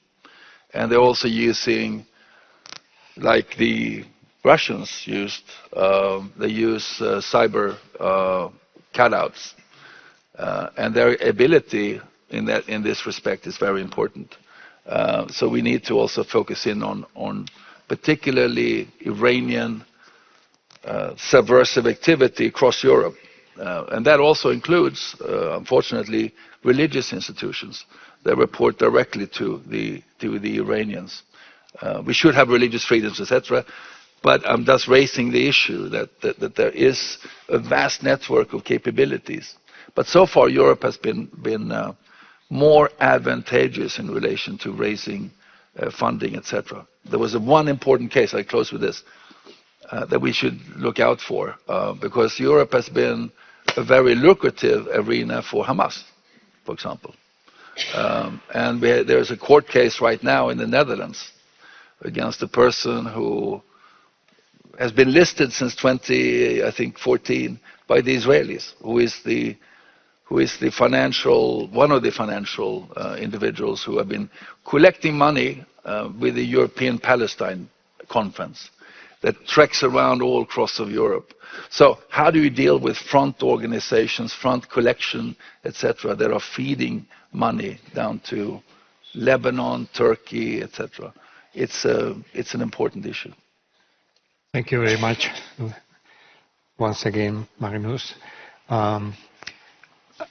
The events coordinator of Real Institute Elcano is urging me to open the floor to those of you who might want to ask questions to our three fabulous speakers today. Could I just make an advertisement? Could I just make an advertisement? Because Aaron didn't say that the data that he and his colleagues have at the Washington Institute for Near East Policy, both on ISIS, but also your colleague Matthew Levitt, have a wonderful database on Iranian external operations. And also your reports, standard bedtime reading, because every 6 months you come out with these reports that are fantastic. Thank you. I should also add that Professor Ranstorp has just published a book on Hamas. Hopefully we will soon be able to read the book in Spanish and, in English first and in Spanish. This is a question there. Oh, please. Marta Driesen from Elcano. Good morning, everyone. First of all, thank you very much for sharing all these very insightful inputs. I have a question for Mr. Seeling and maybe also for Mrs. Subiri. You've referred to the restructuring of ISIS to give increased importance to local branches. You've named, for example, the creation of the General Directorate of Province. In line with this trend, Africa, as has been mentioned before, has been repeatedly called the epicenter, the new epicenter for global terrorism. And so there are 2 provinces in West Africa, and many analysts describe the relationship between these local branches and the central apparatus as mostly symbolic, not tied to financing, for example, or at least limited in that regard. So I wanted to know how you would describe the nature of those relationships, and if you see any evolution, or how do you think it's likely to evolve. And in the case, I would also be interested to see if there are any differences in the case with al-Qaeda. Also, Jenin in this case. Thank you very much, in any case. Thank you very much for your question. I think that the issue is a bit more complicated than some people like to make it out to seem.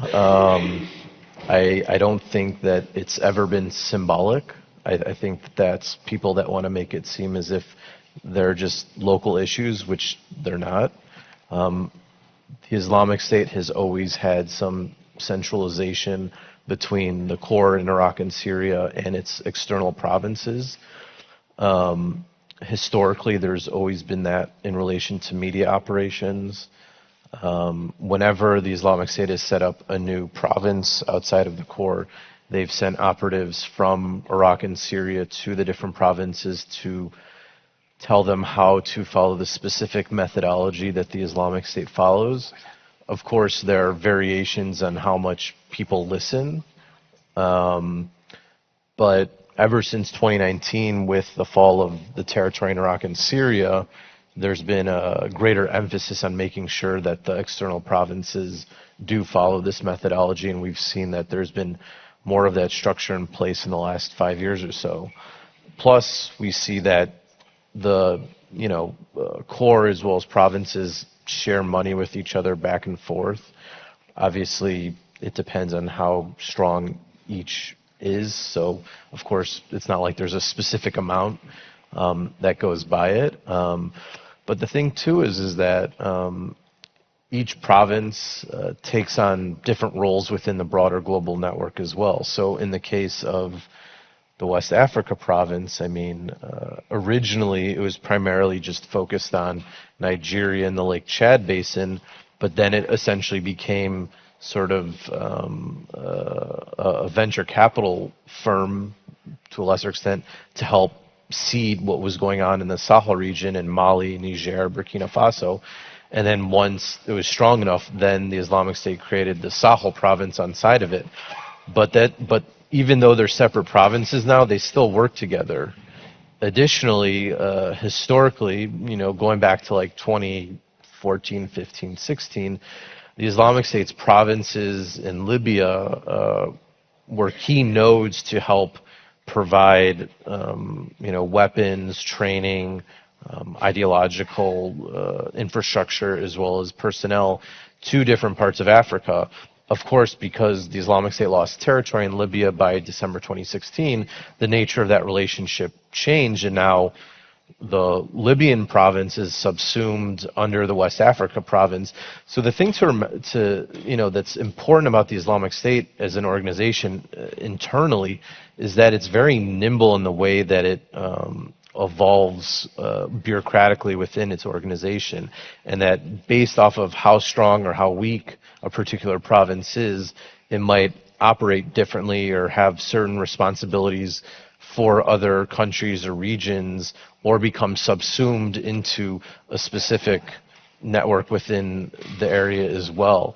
So like I think that's one of the biggest problems, is that people look at it in a static manner, as if the Islamic State of today is the same as the Islamic State of 5 years ago, let alone when it became onto the scene as sort of this re-emerged entity in 2013 and 2014.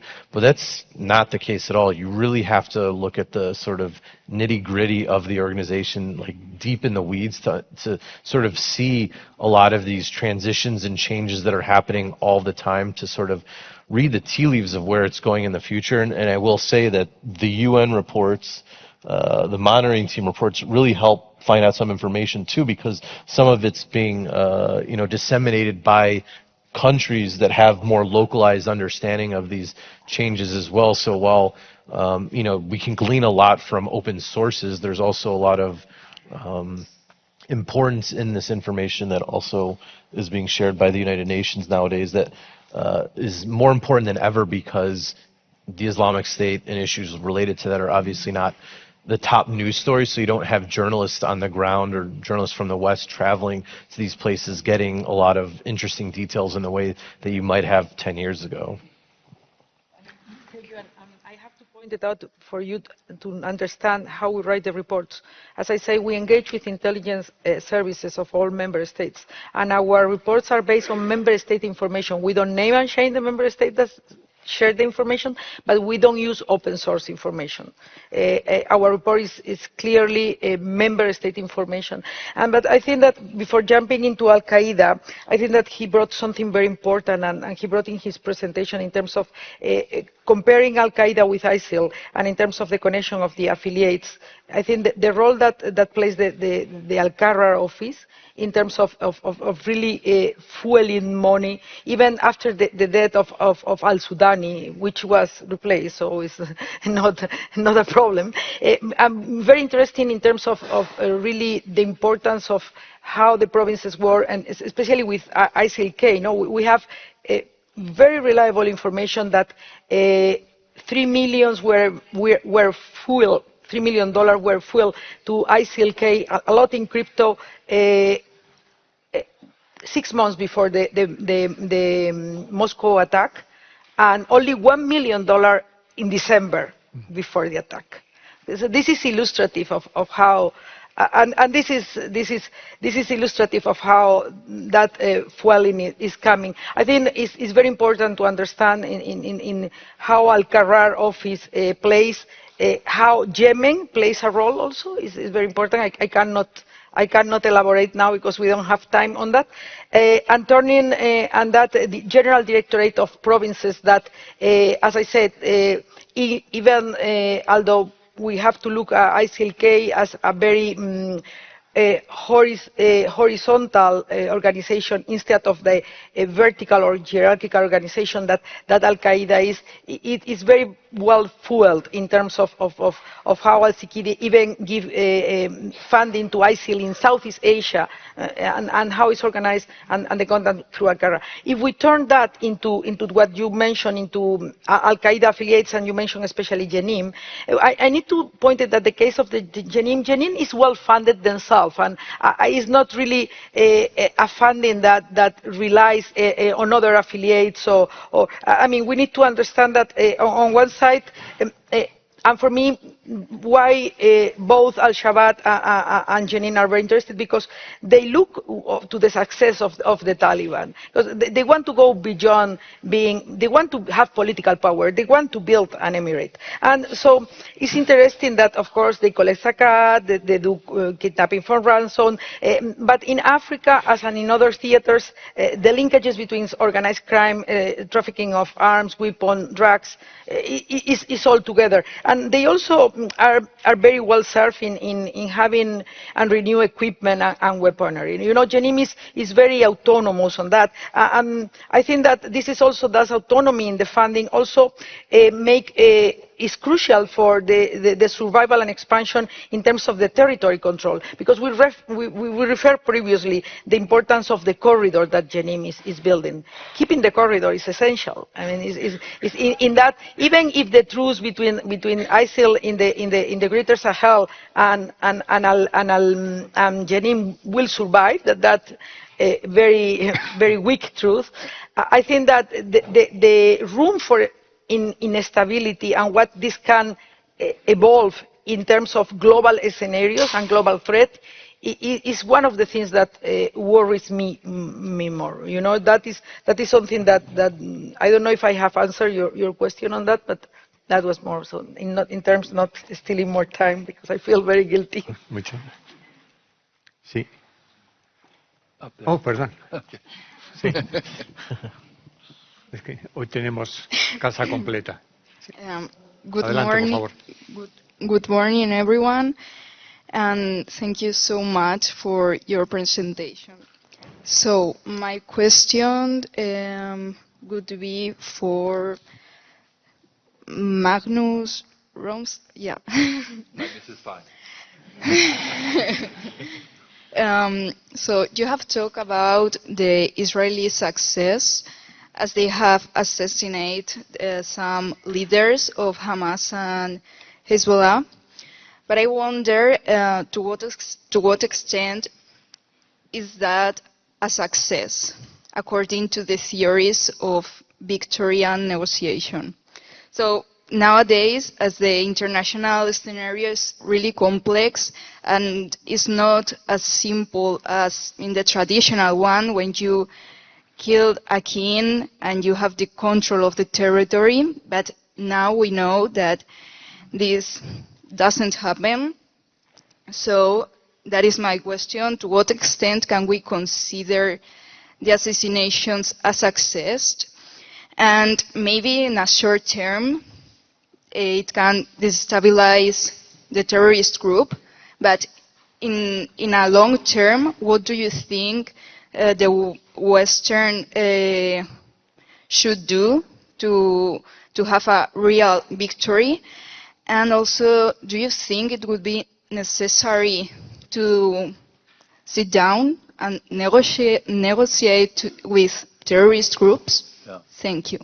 Very intelligent, good question. I'll keep you for 2 hours. Just to answer your question, and I'm glad you brought that up, I think it's a sort of a tactical success, multiple tactical successes in terms of the decapitation of leadership. But, you know, research have shown also that it is not successful in the long term. And I'm glad you brought that up, because I forgot to mention something when I was speaking earlier, and that is that we talk about Gaza and the war in Gaza, etc., being a major radicalization driver or mobilization driver. And I worry the day when Israel lift the blanket over Gaza and you see the sheer destruction. You know, UN just did a report and said under current restrictions you have now, it will take until 2092 to rebuild Gaza. And it has also majorly impacted the economics of the structures of Gaza. Now, when those news are let out or journalists are let in, you will have a new wave of mobilization, radicalization, anti-Israeli, anti-Jewish, and we have to be prepared for that. So things are not going to get better, they're going to get worse. Now, there may be, if I were Israel and other countries, we have to have a Marshall Plan, some type of Marshall Plan for Gaza or to rebuild.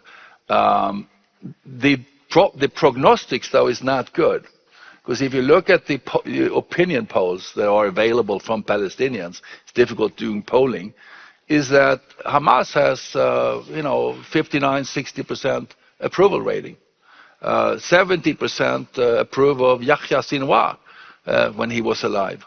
And you look at the corresponding features, we have a real democratic deficit in relation to the Palestinian Authority.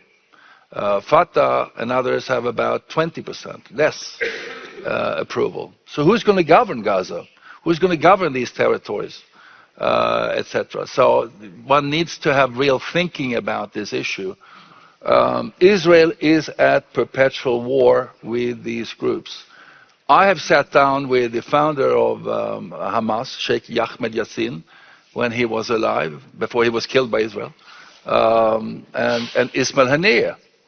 And it was very clear that Palestine is a waqf, it's a trust that you cannot negotiate partially in any way. You cannot make any concessions in relation to establishing an Islamist Palestine state. From the river to the sea, it's enshrined in the charter. That's why people get so upset, the Israelis and Jews and others, when you are chanting from the river to the sea. So, yes, you can negotiate, and of course you can negotiate tactically. What Yahya Sinwar realized when he was in prison for 22 years, and he became the leader, was the power of negotiation on tactical issues. His brother negotiated, was one of the negotiators, which led to the release of one Israeli soldier, Gilad Shalit, for 1,027 Hamas, whereby Yahya Sinwar was one of them.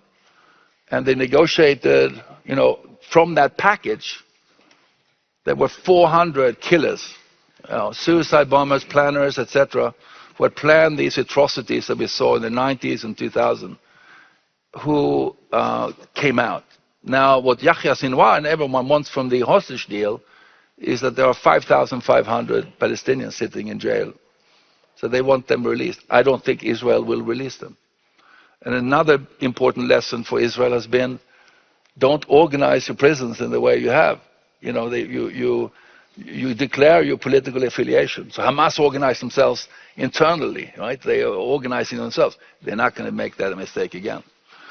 So what I'm saying is that you have a real governance issue, not even starting with negotiation of the Israeli-Palestinian file.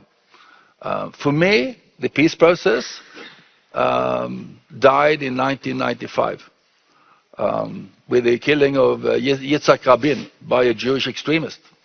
And I should have mentioned, that during the peace process in the 90s, early 2000, the amount of settlements by Jewish settlers tripled during this period, while they were talking about the peace process. So hopefully you can resolve the Israeli-Palestinian issue. There's always hope, but it may be a strategic surprise. And this is why you need regional movement. This is why you need the Abraham Accords. This is why you need to tackle the Iranians, because they are stirring the pot and they are a destructive force all across the Middle East. I remember Women, Life, Freedom. We were all supporting that. It was a big movement. I think also we should remember that. We have to foster democracy, equality, women's freedom, etc. In many parts of the region, but especially the Iranian regime is a big problem. There is always hope, but we are running out of time. Please join me in expressing gratitude to these three wonderful people for the depth and the stimulus of their thoughts and the key ideas that they brought to us today so generously, because they had to travel for this event, and we are extremely thankful to you all. Thanks a lot.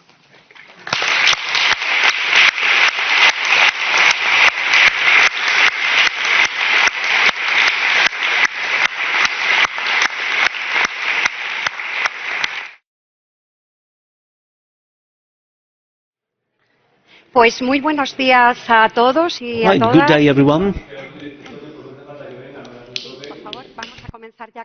So we're going to start with the second panel. I was telling you, hello everyone. My name is Carola García Calvo. I'm main researcher of the program on radicalization and violence in global terrorism of Royal Institute Elcano. It is an honor to moderate the second panel of the 11th Forum. In this panel, which is devoted to the responses to Islamist extremists in Europe, where we will focus on the strategies, policies, and initiatives deployed in Europe and in Spain to counteract and prevent terrorism and radicalization processes with violence related to the different Islamist extremisms that have been covered in the first panel. In this panel, we will devote some time to speak about the future, to value and assess the challenges we face in the immediate future. The panorama of violent extremism in Europe has had major changes and a growing diversification in the last 5 years, coinciding with the end of the jihadist mobilization circle related to the war in Syria. It's true that there is a growing concern because of the increase of other extremisms, the ones related to extreme right, for example, but jihadism prevails as the main terrorist threat for European societies, as gathered in the last edition of the annual report of the situation and trends of terrorism in the EU, such as the TESAD, this reference report for everyone interested in these topics, and also in the recent and approved national strategy against terrorism called ENCOD.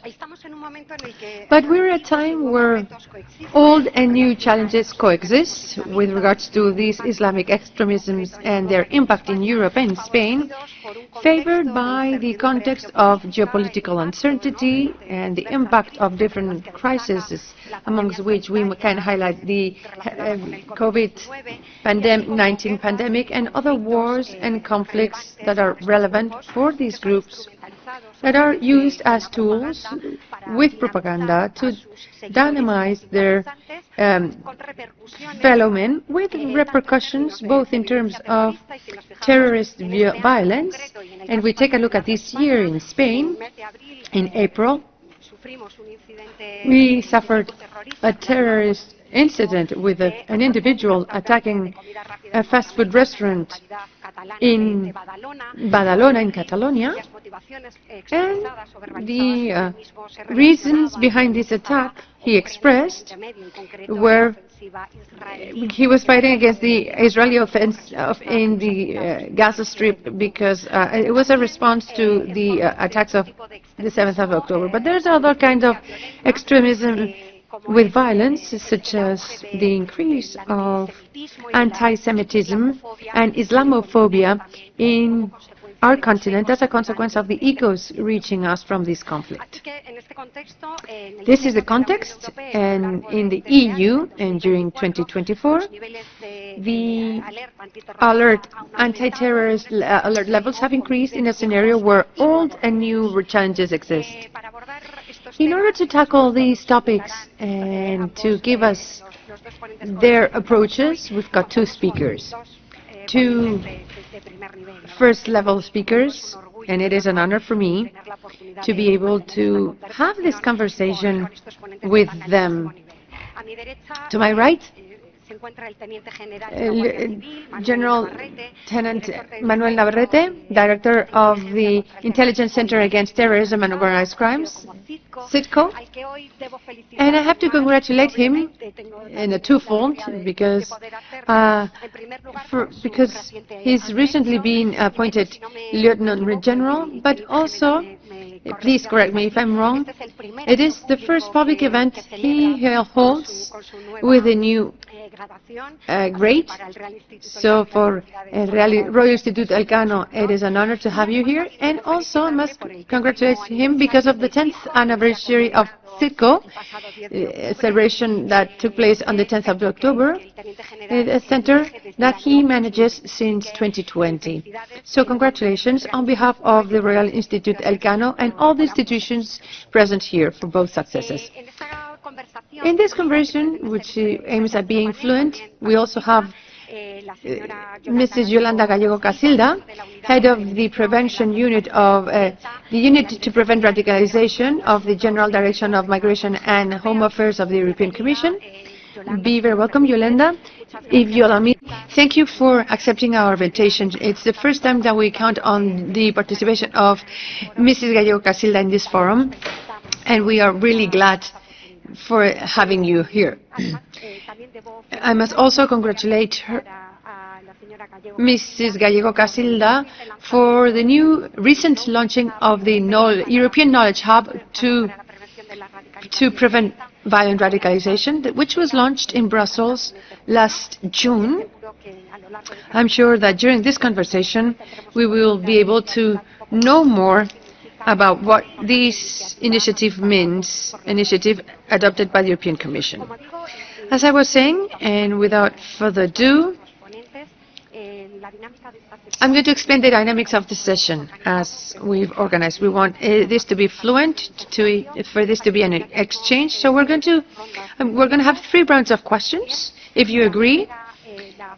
The first will focus on analyzing from our so the speakers can analyze the context, the scenario of terrorism and violent extremism in Europe and in Spain, how you see it from your approaches. So, Mr. Navarrete, I would ask you, what's your analysis of the context of the questions commented in the first panel? How do they impact, and what's the context in the European continent and in Europe? What's your perspective against terrorism? You have the floor. Thank you, Carola. I'm so glad to be here to share these roundtable. And well, I thought I was going to have a coffee, but I just have got water, but that's okay. Especially Yolanda, thank you, because we've been working since long with the Commission, and we're delighted. And thank you to Elcano Forum for inviting the Ministry of Home Affairs and CITCO. By the way, I've got the head of the terrorist division, Francisco Coria, who is my backup. Anything I may say, if I glued at him, I'm not sure, and he can confirm whatever I have to say. So thank you so much, Paco, for being here and preparing this forum with me. And I want to thank our hosts, and I want to thank you for being this morning with us. At CITCO, we do practice. I'm a member of the Armed Forces of the State and the Law Enforcement Order of the State, and we approach the effects that terrorism produces in our society, in our citizens. Now, the approach that we have from CITCO is not the academician one, but the one about the effects of how the practice, the day-to-day, in Spain, in Europe, but also abroad. And in order to assess a threat and to identify risks, and to see what are the indicators we must follow to do that, we can call speculation, and then we stamp it, and then it's called intelligence. But we assess a series of factors, and I want to thank the previous speakers, Aaron, Aster, Magnus. I want to thank them because they have talked about al-Qaeda and Islamic State, Hezbollah and Hamas. Because what you have to find is the effects that we have in Spain and Europe. There's a lack of capacity of command and control. So they don't have too much capacity, luckily, for the time being, to carry out exterior sophisticated actions, which is what concerns us the most, where we invest ourselves the most when detecting from intelligence. So these, for the time being, it's always to take a picture because things change rapidly, but this picture that we have right now, the situation that will change, makes for the terrorism that we see in Europe, in Spain, is of medium intensity, because the major organizations that have been presented this morning do not have, for the time being, the capacity to command and control and carry out these kind of actions. Not because they don't want, it's because the intelligence services and the in-situ actions and other series of factors do not allow them to have capacity, and therefore they can act with major terrorist attacks such as the ones we suffered in 2016 or 15 and beyond. But we do have got groups that concerns us in our environment, especially in Sahel, as Esther and you have mentioned. The capacity that they have to mobilize and carry out terrorist actions where we've got more victims than attacks. Therefore, any spin-off, any situation that may come from Sahel, from terrorist groups towards the Mediterranean, and therefore Europe, concerns us greatly. Maybe we'll see what is it that we need to do to try and keep the support for those countries and in the Mediterranean basin.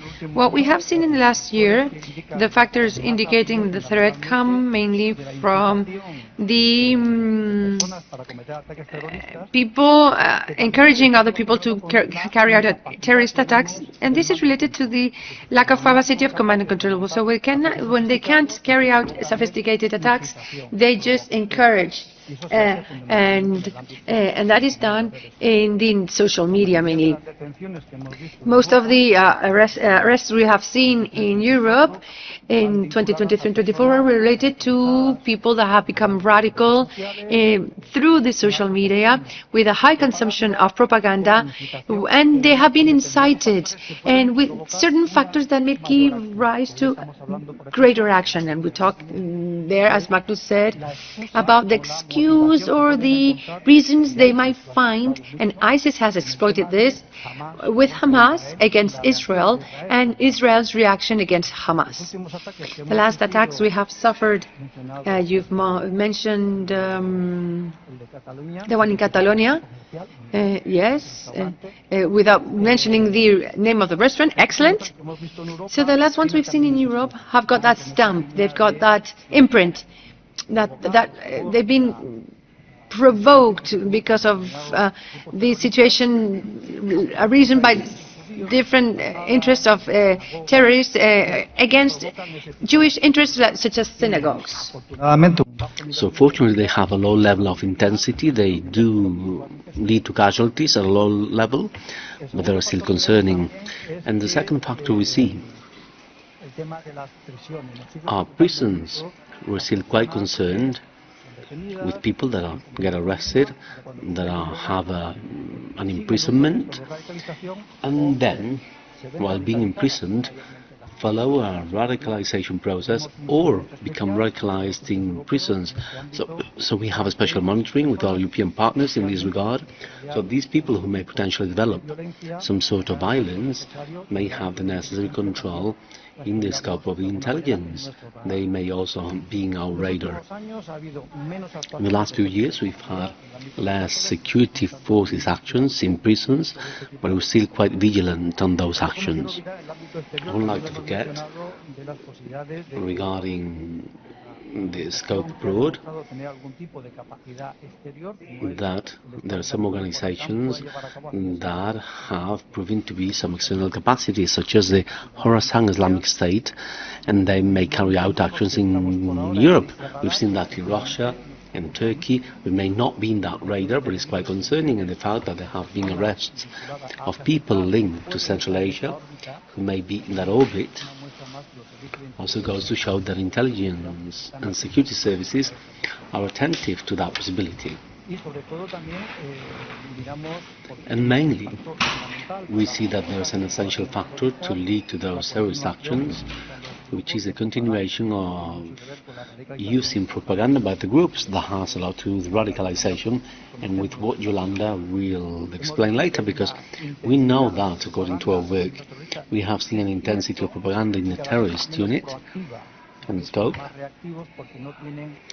and they are increasingly proactive and less reactive, because they have less capacity to present scenarios or new instruments for propaganda. So they actually recycle and keep those ideas. But there is still intensity of propaganda, in fact with new methods, as we've seen, for example in gaming and game development for youngsters, and that has led to an increase of minors that are seduced and linked to potential terrorist violence, and therefore the reaction of the security forces is not many, but that increase or the manipulation of minors is concerning, and therefore the possibility of then carrying out some sort of violent action. And that's the field where we work. On the one hand, sophisticated elements such as al-Qaeda, ISIS, Khorasan, and we're quite attentive also to the local cells and the influence of the so-called foreign terrorists, who are still a latent threat if they come to our country, and then the encouragement made with certain facts. It may be buying Quran books, or the situation in Yemen, or in this case the attack from Hamas to Israel, and especially the intensity and the concentration of propaganda in certain sectors. I think I could leave it there if you agree. Thanks so much. Well, I'll ask a similar question to Yolanda regarding the current context of violent extremism and the situation of the radical and violent radicalization in Europe, focusing on these Islamic extremisms that we're referring to this morning. Thanks so much. It's a pleasure to be here in this prestigious Global Forum, Elcano on Global Terror. First of all, I'd like to thank Professor Reinares and Carola. They both had a significant participation in the first conference organized by the European Commission last year on research in the scope of radicalization. The Elcano Institute has been an essential partner of the European Commission to support the member states of the European Union in this regard. Thank you both. I'd also like to congratulate and greet the other member of this panel, Manuel Navarrete, for his promotion to director. He's the director of the CITCO, with a long history fighting terrorism in Spain, also with a European track record as the director of the Terrorism Center in Europol, where we began collaborating years ago.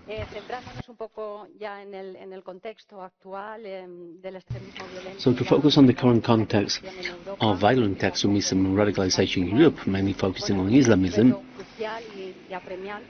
this is a pressing and essential challenge for the safety of the European Union and the security of its member states.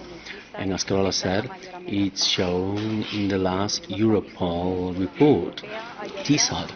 This is the biggest threat for the European Union countries, and there are others such as right-wing, left-wing extremism, and these anti-government and anti-system movements that came up and rose after 2020 with the COVID pandemic and all the challenges regarding this hybridization of ideologies.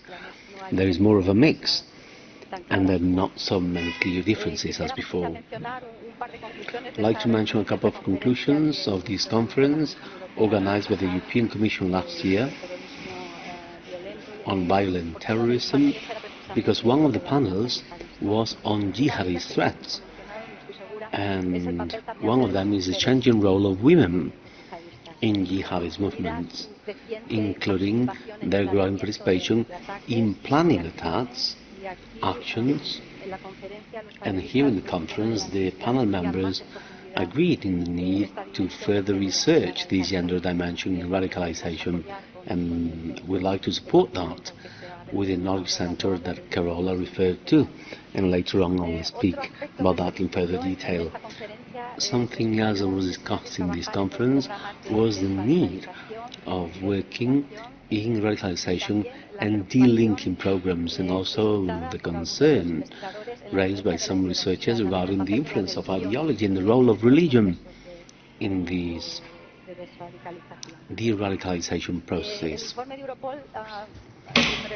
The Europol report referred to earlier was also highlighting not just the potential threat that is still out there, as the panel members well explained in the first session regarding al-Qaeda and Islamic State, but also the high risk of lone wolves and the small jihadist cells, as Manuel has mentioned. And most attacks lately in Europe are committed by people who act independently or in small cells, often with limited, not very sophisticated preparation, and they use easy access weapons, usually attacking highly populated spaces that may have a high symbolic value. And I'm going to be quite brief here, but the online dimension and this essential role of social media and platforms that are essential tools for radicalization, recruiting and operational planning of attacks is quite important too. And we see that terrorists and violent extremists avail of new technologies to spread propaganda, to encourage violence, radicalize and recruit. Therefore, the European Union needs to adopt specific measures, and the European Union has worked on that intensely in the last few years, also including the regulation of these platforms. This is one of the main priorities of the security policies as part of security. The detail dimension for the European Union and the Commission is quite essential. Regarding the impact of the conflict between Israel and Hamas, some experts have mentioned it, and we are closely following this in the European Union and the Commission 1 year after the conflict. This has been extended in the region, and there has been an impact in Europe in the diverse attacks that have taken place in different member states. The tensions have steepened in communities as well as social polarization, with protests in different countries and sometimes violent. And there has been an exponential increase of anti-Semitism and hate against Muslims. We have seen that very clearly, and maybe we can comment two things on this. The Institute for Strategic Dialogue, a London-based think tank, published data just a few days after the October 7th attack last year, where they detected an increase of nearly 5,000% of anti-Semitic comments on the YouTube platform, an increase on nearly 500% of contents and comments regarding Muslim hate on X, formerly Twitter, in comparison to a few days before the attack. Also, in a recent study financed by the European Union, we analyzed the encouragement to hate online in all the European Union in 3 platforms, X, Reddit and TikTok. And here we saw prevalence of the hate encouragement content online on the 3 platforms between 10 and 30%. And from a random sample of the hate content, around 45% was anti-Semitic content and 50% was Muslim hate. So spreading this content is fertile ground for radicalization. And you see that young people are quite vulnerable. We've also seen some growth, or rather, the radicalization age has been lowered in radicalizing individuals. Youngsters are a specific target for these groups, and we also see a usage of gaming and online platforms as a first way to recruit them and then involve them in attacks. I have already mentioned certain European countries. For example, in France and Germany, there have been attacks and they have seen an increase in anti-Semitic incidents, including hate crimes and vandalism, and we've also witnessed consumed jihadist attacks. Others were frustrating in the last few months, and I think Karen mentioned the one in Solingen, Germany. The author of the attack caused 3 casualties and 8 people hurt. He had sworn loyalty to the Islamic State. There were also attacks in a synagogue in France, in La Grande Motte, and an attempt in Munich near the General Consulate of Israel. The perpetrator of the attack was 18 years old, and he was simulating attacks on a video gaming platform at 14 years of age. This goes to show how the radicalization process begins earlier. So Carella, maybe I can leave it here, and maybe we could have a second round to dive deeper in your responses. Of course, so regarding this context drawn by the 2 speakers, I'd like to reflect a few ideas. The first one on the lack of demand and control by large organizations, large jihad organizations, preventing the materialization of sophisticated actions or big attacks on European ground, as we saw, however, between 2015 to 2017. And the second speaker highlighted that when she spoke about the prevalence of lone wolves and radicalized actors online, and how the age of recruitment has decreased to commit these actions, which speaks about a less sophisticated threat that is still out there, as mentioned in listing these incidents in Europe. And we also see an increase of the polarization with the increase of spreading the materials that incite hate, mainly regarding online media, and this increase of anti-Semitism and Islamophobia in Europe. I would like to highlight this dimension regarding the participation of women and their changing role. And maybe, Yolanda, in the second round, you could develop that, because we might need to develop a gender perspective to prevent and counteract this phenomenon. So regarding the response and the approaches to counteract this response, I have a second question to our General Lieutenant regarding the strategies and the approach we have and the tools we have available, and which are the responses being made to the threat of Islamist extremism for our democratic societies. Thank you, Carola. Well, with the scenario we've seen before, regarding the capacity they can still generate, even though right now it's limited for the terrorist groups to their close areas, could be Maghreb, Sahel, in the case of al-Qaeda, or the Islamic State. But regarding intelligence, there is still a great task to identify these people and these trends, and therefore the training they may have to perpetrate some sort of terror attack. There is intense work in intelligence in Spain with the National Intelligence Center and the cooperation with the state security forces, and also at European level we have permanent networks to do that, to identify the most dangerous bits and act as quickly as we can. That's to begin with. And then seeing the actions we have in Spain and Europe, and as we've described, they're not very sophisticated. These may be individuals or small groups of people consuming propaganda and who are encouraged by different factors such as Hamas or any other situation that may be exploited to provoke that terror, and even consuming that propaganda means that most actions being carried out in intelligence and police action also take place on the internet.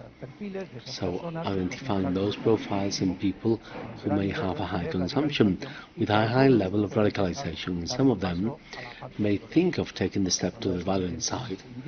Whenever we have enough hints and proof, we can go to the general attorney or the judge for some type of action. And it's quite significant to see the cooperation with internet platforms that is quite related related to the Great Action Zone at European level. We're aware that security forces cannot cover the whole spectrum, which is quite wide. Therefore, the cooperation established to identify that content, both voluntarily through different bilateral cooperations with most companies, such as TikTok, Telegram, sometimes more limited, but also with X and Google, may mean that regarding the reduction of their exposure to the radical propaganda, as well as the possibility of researching and limiting that, is quite high.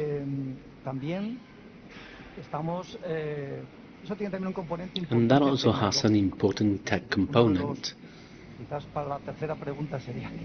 Maybe the third question could be, what's awaiting us with technology? I think technology will get ahead of us instead of waiting for us, but it's one of the components where we have great creativity. We have detected the usage of gaming and artificial intelligence for these kind of actions, and AI can also be used to detect or kind of advance those kind of behaviors or radicalization trends and violence. So we need to develop the kind of technology to anticipate in that phenomenon. And the strategies that most countries are now reviewing, the Spanish one was reviewed in 2024, approved in 2024 by the Security Council, sets a clear line of action in technology to see technology as an important factor in order to identify criminal terrorism conducts, as well as establishing action lines in technology, and we need to do that with companies and suppliers and providers. Security forces are users of those actions, and that part is quite relevant. We also work on another field that may be more unknown, where we've been successful when it comes to identifying certain links with terror actions, which are the explosive precursors. And in my time in Europe, that I still can remember, I know that Spain has a system to control and identify suspicious transactions that is quite advanced. This is funded by the European Union, and we're going to launch an app for administrative control and also to control suspicious transactions of explosive precursors we use on a daily basis. That system, which is currently in place, is being shared with European partners, and it allows us to have much more specific knowledge of any deviation or any element that may stand out from the ordinary chain of precursors of explosives. And there's certain research being led that is leading to arrests. And that list we saw before comes from that monitoring we do. And as we said, we also have the fight against terrorist propaganda. If we take into account that is the main source of encouragement, we are focusing on actions against that propaganda. For example, in June, with the European partners, we launched the so-called Refer Action Day. That's when we focus on certain piece of propaganda. In this case, it was anti-Semitic or Muslim hate. And as Yolanda was saying, after the Hamas attack to Israel and Israel's reaction, there has been an encouragement of hate to certain groups that may lead to violence. So in July, with the European partners, we did that identification, also the provider companies, for that type of propaganda, and we withdrew thousands of content that may be linked to that kind of action and radicalization. So we work in intelligence and the police area, and one of the elements I would like to mention is the legal area. And when we work on the situation we have to fight propaganda and consumption, the hints are increasingly difficult to determine. And we nearly have a state of conspiration leading to violence. So it's quite difficult for security forces to have hints that may entail some sort of imprisonment, finally. And we closely follow everything done at the National Court and the Supreme Court to ensure that the proof obtained electronically presented to the judge and the attorney is valid. And of course that may be also valid for a legal ruling. That's everything we're doing in intelligence, research, and against the encouragement that happens in social media. Thanks so much. I'm sure this vision may be complemented with the approach of the European Commission, focusing on prevention and preventing radicalisation. Please, Yolanda. Thank you, Carola. I'd like to refer to the answer in a wider context, because Europe right now is facing a joint threat by organised crime and terrorism in a very difficult geopolitical panorama, in a scenario that we have already referred to. And protecting the security of the European Union, its member states and citizens is essential. And here we work on prevention, which is an essential part of any effective security strategy. The European Union and the Commission have been proactive in this regard to give support to member states who have the competencies in this area to face these threats on the pillar of prevention. This challenge of prevention in all areas, online and offline, as we say, is multidimensional and requires global responses.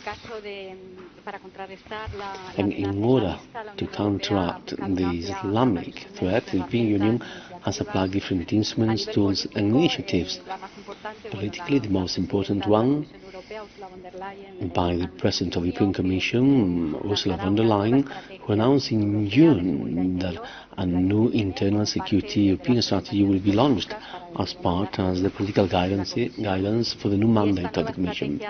And this new strategy for internal security of the European Union will establish a global response for all threats in internal security, and also to guarantee that the considerations regarding security will have central place in other European policies. And that's a new component, really. She also announced a new agenda to prevent and combat terror and violent extremism for next year, and the aim is to update the current one adopted in 2020 and update that strategy to the new geopolitical context. And this new approach will be presented initially at the end of this year. And these kind of fora are a great opportunity to collect ideas in this preparation consultation stage that we're going to do to prepare these documents.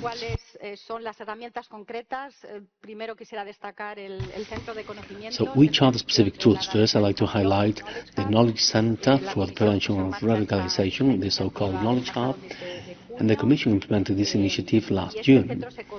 And this center is built on the achievements of the Network for the Sensitization Against Radicalisation, the so-called RAM, launched in 2011. And just like with the RAM, with the center we want to keep supporting professionals working in prevention. On the first line, also involved in prevention, prone teaching, social work, and of course security forces and COPE in prisons everywhere. And the center will allow these professionals to share best practices and to receive services that fit their needs. We'd like the center to promote a training program and to support them in their daily prevention task. And through the center, the Commission will support member states with research. This will be an important pillar on the center regarding radicalisation.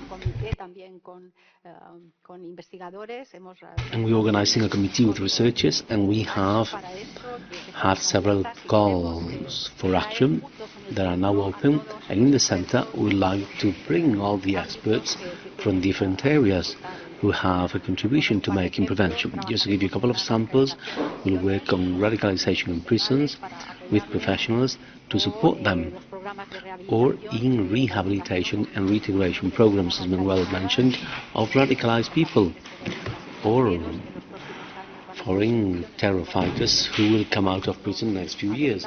So it's important to have adaptive treatment to reinforce the capabilities of people and professionals who work with them. Another example of these tools could be the collaboration based on projects that will support within the Knowledge Hub. This year there is one on anti-Semitism, led by Germany and Austria. And in that meeting, we are looking at anti-Semitism from all areas to avoid it from being rooted in society. And this project has led to specific recommendations on how to identify and better register these anti-Semitic incidents. And there is a problem of member states not having a system where all these incidents are registered to also use these data in prevention. I'd like to address a quick word to support victims of terror and their role in prevention, which is quite important. And this year we celebrate the 20th anniversary of the Madrid bombings, and the European Commission decided to commemorate the European Day of Terror Victims in Madrid last March, chaired by the European Commissioner of Internal Affairs, Ylva Johansson, in collaboration with the Spanish Home Office. And that took place in the presence of Their Majesties, the King and Queen of Spain, and high authorities. We had more than 100 victims from all of Europe, and many of them from jihadist terrorism. The European Commission wants to support the role of victims with prevention measures so they may participate in the activities of the Knowledge Centre, the Knowledge Hub, where they can surely make a contribution. Regarding the online matters, maybe we could give a few hints, and then we could give a few more details, because that's one of our priorities. And the approach of the European Union here is to have a voluntary collaboration with the platforms, and also to have regulation and laws. The voluntary collaboration is the Internet Forum of the EU, the EU Internet Forum, an initiative launched in 2015, where we have member states, companies, and more than 20 platforms. Large ones such as Google, Microsoft, Meta, but also smaller ones, because the smaller ones are also affected by this content. And we have civil society, agencies such as Europol, and others such as the UN, as well as other stakeholders.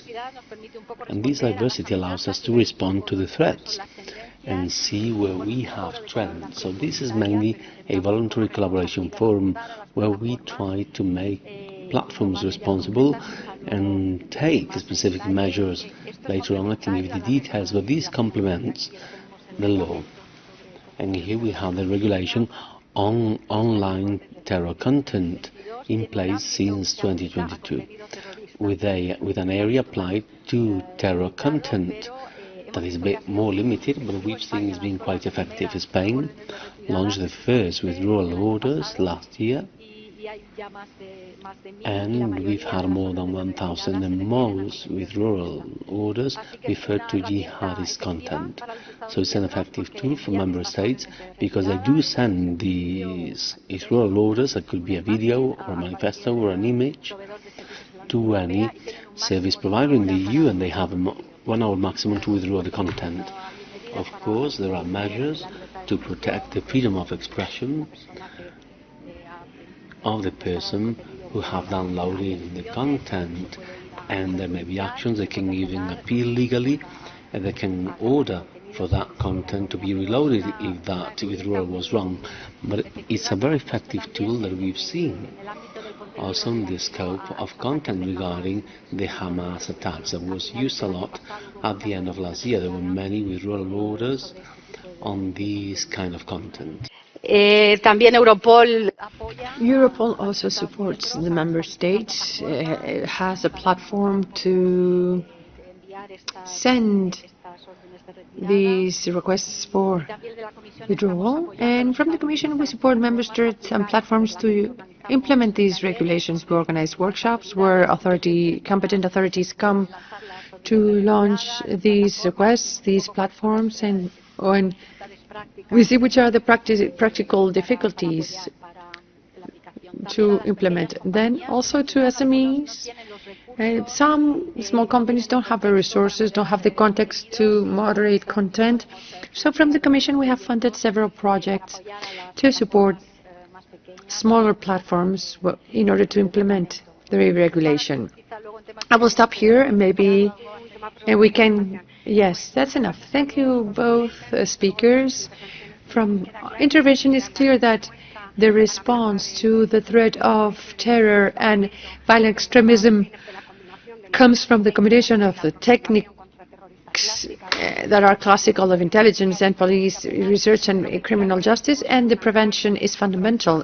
There's a social approach also to try and prevent the causes of violent radicalization and the processes of violent radicalization. The need of a comprehensive approach is also clear to face that phenomenon, and that's why the importance of the proposal from the European Commission when launching this hub of knowledge, covering many different agents with different training from different scopes, academia professionals, law enforcement officers, public defenders, ombudsmen, and focusing on prisons. But that need to replicate or to practice the approach that this forum has of having an inclusive approach when counting on different expertise to prevent and counteract. And this novelty, this way that is providing research success through the exclusive precursors, this is really interesting. And also this folk, which is new, these training programs, emphasizing on research to support approaches based on observance and empirical evidence. So, about this idea of what we have, in these last 10 minutes we have before we can open the floor, floor to questions from the audience. I would also ask you to give us the view for the future, the immediate view, because things change very quickly nowadays. We can't talk about long terms. It's just 5 years, the tops we can see. So I would ask you a short reflection about we know what we have, but what are the challenges that we have ahead, and which are those areas or sections or parts that could have some room for improvement when preventing these threats? Well, briefly, I would like to say something before I answer the question. Please allow me to.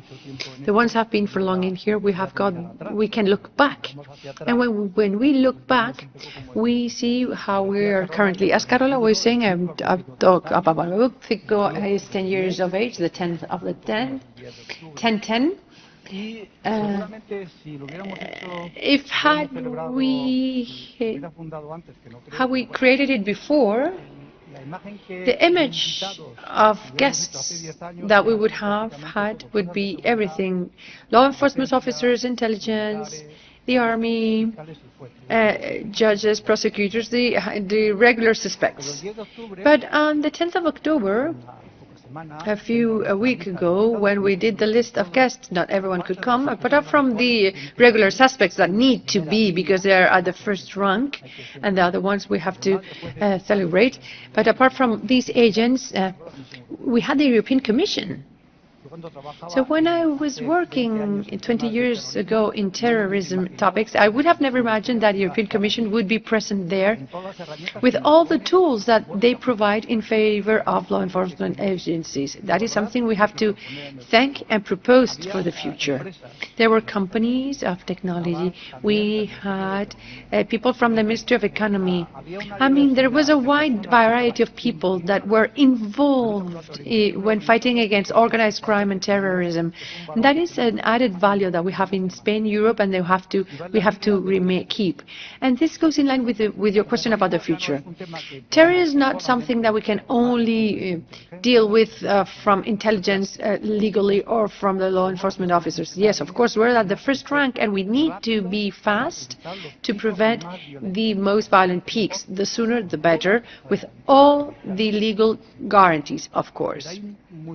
But there are many other actors that can and must be involved.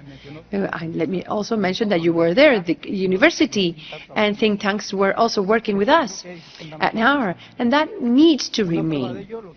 Proof of that is what Yolanda was saying about the European Union Internet Forum, where we've got the law enforcement offices, politicians, providers, and we have to convey that to the crisis protocol. When we've got a terrorist attack, we're all in the same line to avoid from that attack becoming viral and then giving rise to more terrorist actions. And also we preserve the dignity of victims, because they repeat and repeat the same with the killing of Samuel Paty, to repeat and repeat and repeat the act. So we cannot allow that. So this private-public collaboration is really important that it remains. We must be closely following the evolutions of the terrorist groups such as al-Qaeda. And what I conclude from your presentations is that there's highly traditional. I don't know if it wasn't Sarah Magnus who was saying that this person had been killed and was replaced by his brother or something like that. So terrorist traditional groups are still in a generation of my age. They still haven't entered into the technological sophistication. One of the previous speakers was saying it. When we have a generation replacement, sophistication and technology will increase, and therefore the need to get ready and to provide a response to anticipate technologically. That is going to be more demanding. So the use of AI is already there. I'm sure they will use it too. So we've got that need to have a private-public investment in knowledge and technology. That is going to be of paramount importance, because that will affect in the fight against radicalization. The more tools we have to fight against that radicalization in internet, the better we will be prepared. That's a second comment I wanted to make. And of course, we have to keep what we see in many countries, political consensus and unified action against terror. And also, and Magnus said it, and I will finish with that, and it really struck me. Why terrorist groups right now in Sweden? Why now and not before? Now in Sweden they are using criminal elements, because organized crime has been in Sweden since long, in the Netherlands and in Belgium. But why now? Maybe because organized crime is reaching violence levels that it didn't have in the past? Because it dares to challenge certain state structures, as we've seen in the Netherlands, in Belgium, and in Sweden? Why does it happen now? I remember that when I was in Europol and we were supporting two very famous operations, Crodazis and KCC, I don't know if you know them. They were operations to obtain information about organized crime networks through encrypted networks. One of the fundamental elements we were looking for was the relationship between terror and organized crime, because for us that is the worst case scenario. And we found some, but we've mainly found terrorists. I remember that I don't know if it's in Sweden. There was a sniper specialized that would be hired by organized crime. So that trend you've described is concerning for us, and we need to be following it closely. Luckily, and I talk again about my book, at THIPCO we've got two spheres, organized crime and terror, in the same database. We can work and detect these identifications, those overlappings, which is something that we need to have in mind. We're not there yet. Luckily, we don't have that dimension in most of the European countries, but with the power we may have, it's something that we have to look closely to. Thank you very much, Lieutenant General. Very interesting point between organized crime and terror. Let me just make a small comment about the base we have at the Real Instituto Elcano since more than 10 years. We do a follow-up of all the operations against terror, jihadist terror in Spain, and we publish our reports, and in our database, the that it was created since the beginning of the phenomenon in 1997 with the same punishment, and up to date until 2022, we've got 25% of individuals that have been condemned for jihadist terrorism in Spain that had a criminal background because of other crimes that were not related with terrorism prior their arresting, being arrested, so 25%. So this speaks about a link between the prisons, crime, and just one individual that once he left prison, he was condemned because of jihadism. He didn't have any criminal record. He got back into prison, but in this case, not because of terrorism, but because of organized crime. So there is that also two-way lane. So when there's a case, many can follow. Yolanda, can you give us your reflections to finish? Where are the challenges? Well, linked to what Manuel was saying about the online dimension and the priorities, AI, the federative AI, we see that it's easier, very easy, with the automatic translation to produce a big amount of terrorist propaganda, very tailor-made, and that is a huge challenge. At the We Internet Forum, we're including companies producing this AI to see the risks, but also the opportunities, because it can provide with many tools to the law enforcement to fight against these contents. So we want to see these two dimensions, benefits and also risks. Also the borderline content, these content that is legal but it's harmful, that it can give rise to radicalization. We've talked greatly with the companies about that. You also saw, we've seen an increase after the 7th of October attacks, and a huge increase. And with the forum, we have produced a manual or guideline with examples sent by all member states about all this kind of content that we have disseminated to all the companies in the forum to help them to moderate content, mainly the smallest platforms, because sometimes you need context, cultural references. It's not easy. It is not solid ground. So we need to provide these companies with resources. Second, international cooperation. Briefly, here, European Commission is active when creating global initiatives and participating with the ENU, the Crystals for Call for Action created by France and New Zealand in 2019 after the attacks in Christchurch with GFCT, with the International Forum, which is the International Forum fighting in Internet, a collaboration between the EU and the US and other partners. That is fundamental for security and to prevent. Prevention is highly developed at political level, but also operational level. Cooperating with neighbors of the Western Balkans and the north of Africa and the Middle East, that's going to be a priority in the coming years. We need to cooperate with Western Balkans. The challenges related to the presence of jihadist communities in these countries and other violent extremisms of more ethno-nationalistic features, and also we've also worked and developed with other entities, cooperation with the countries and with their knowledge intelligence centers. We want to reinforce their capacities and collaborate because there are many challenges are similar. Online, radicalization in prisons, and so that is also going to be a priority. And the last message, in line with what Manuel was saying, working for prevention, not only by the law enforcement, but society. We've got the holistic society approach for prevention, with which was their motto, and the Center for Knowledge was their motto. We need all the agents, society, private entities, at all levels, local level, which is fundamental when working on prevention, but national, European, and international level. Research, the academia must all together work to identify solutions and support the member states so that they can draft their strategies, prevention plans against radicalization, etc. etc. That's what we try to do from the European Commission.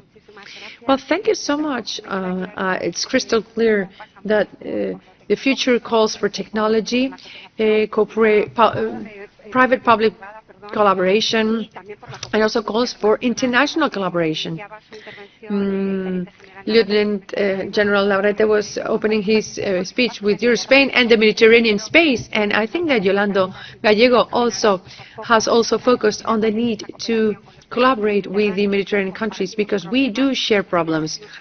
From our Spanish perspective, it's clear that we need to talk about the countries of the north of Africa. Also, we've talked about Sahel, but it's true with what Yolanda said, that the north of Africa is also important. These are shared problems, so solutions must also be shared.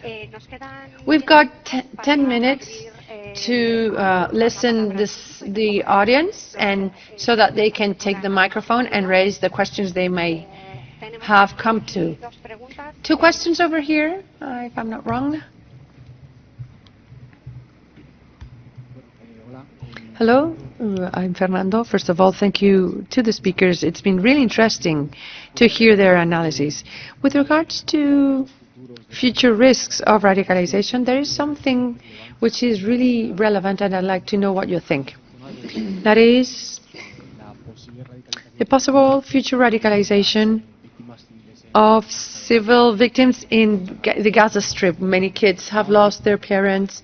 Many parents have lost their kids. So this can be a source for radicalization in the future. So I'd like for you to assess this possible future threat. What could be the role maybe of a possible authority governing Gaza in the future? Would there be a measure to prevent or moderate this radicalization? What this authority should do in Gaza to manage this radicalization?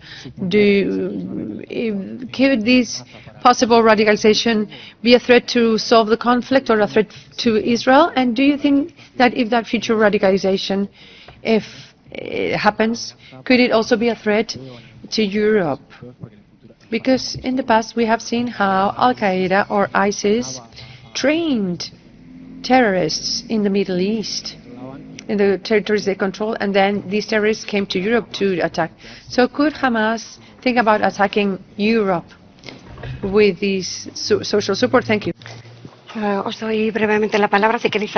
will give you the floor if you want to make any comment. Well, thank you for your question. Of course, we're concerned about any situation that may occur in Gaza. And it's relatively predictable and foreseeable that the situation that they're living there will give rise to an increase of radicalization. It is taking place already, because ISIS is already using the situation of crisis or open war, if you want to put it this way, to incite to actions, encourage actions in one way or another, anti-Semitic, but also Hamas's action gives rise to radicalization against the Muslim world. So if you go to a focus where everything is highly concentrated with that level of violence, with that level of destruction, it is very foreseeable to have a high level of radicalization in the future. How can this end up? Well, it's very difficult to foresee. I mean, I think that the future of the government of Palestine, as every government, when they've had that huge crisis with such a violence, will have to devote specific efforts to have a certain viable level of normality. But it's going to be really, really complicated. We're going to need a great deal of time so that this normalizes. But I'm sure that if we manage to get to a stable situation, the countries that are involved fighting for peace in that region and the EU will be really ready and eager to help, so that this has got the minimum consequences of violence for the population there, but also for everyone that may be affected. Well, just in the same line as Manuel and Magnus said, we will have to see how the situation is in terms of radicalization. It can be highly complicated. From the EU, in foreign policy, is the member states will support with political initiatives, with programs, our colleagues from the Foreign Action Services with the member states, we are closely following up the evolution, and we will contribute as much as we can. But it's highly concerning, and there's a great deal of uncertainty about how the situation will be in the future. Just one final question. So I will ask you to be short. There was someone who had asked for the floor in the back. In the back? Okay. I didn't see. There? Okay.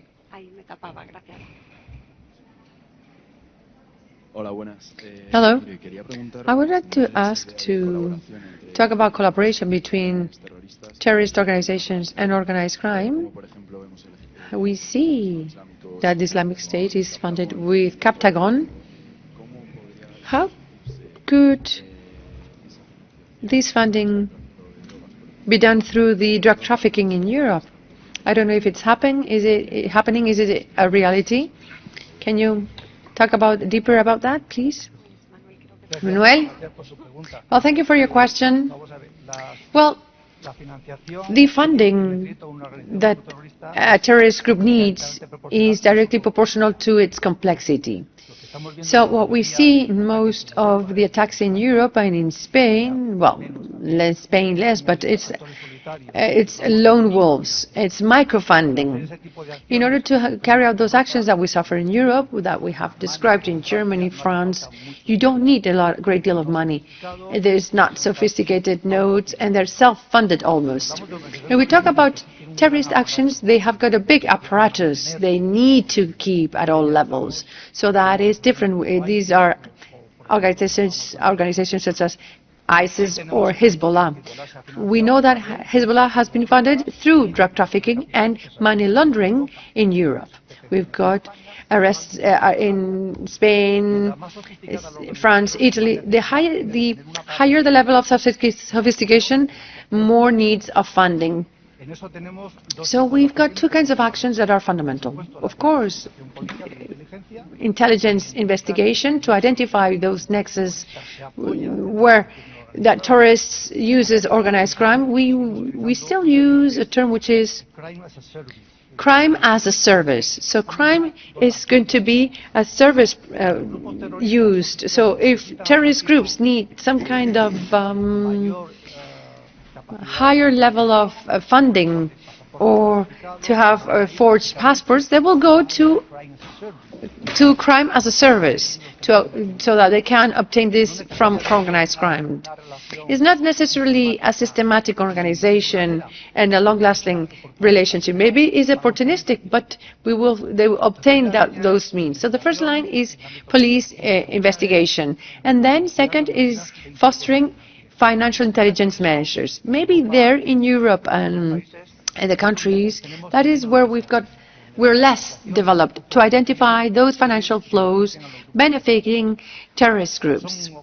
These are more complicated operations. They're not easier to see, but that's where we've got room for improvement. Then we can talk about organized crime. Not long ago, we read a report from Europol saying that from the benefits of organized crimes, the profits, we only intervene 2% of the profits of organized crime. So a business is paying 2% tax. What's the yield they get? So we've got tools, we've got a very powerful legislation, but we need to dig deeper so we are more efficient, both for organized crime, but also for terrorist funding.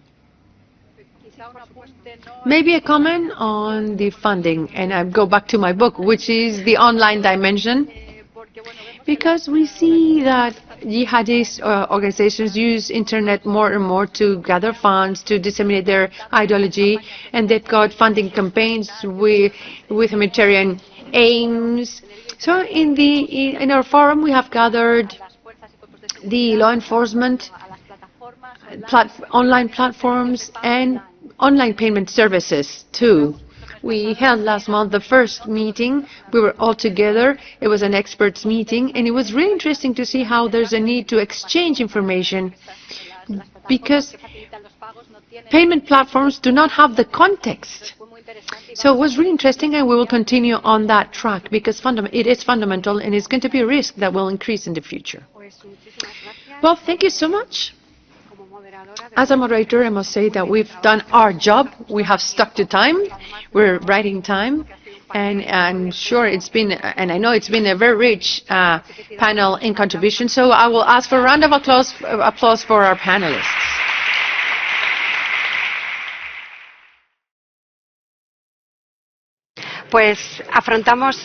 So, let's begin the final part of this 11th Elcano Forum on Global Terror. And, you know, we design, plan and organize these events for many months, and then it always seems too quick. But unfortunately, we still have the final part, where initially my colleague on the program on radicalisation and global terrorism, Álvaro Vicente, will explain the conclusions of this 11th forum before we turn to the closing session with the Secretary of State for Security. So Álvaro, please be welcome, and you have the floor. To try to shortly recap the ideas that have been presented this morning, I know it's not easy because we've had very rich, substantial and detailed panels. So beforehand, I'd like to thank Álvaro for the effort of being here, taking notes to sum up the main ideas for the whole audience. Álvaro, you have the floor. Thank you, Carola, and good day, everyone. It's a difficult task because, as Carola García Calvo was saying, the two panels have been full of many ideas, and we haven't lost focus about the main topic. And we have many notes that we've taken.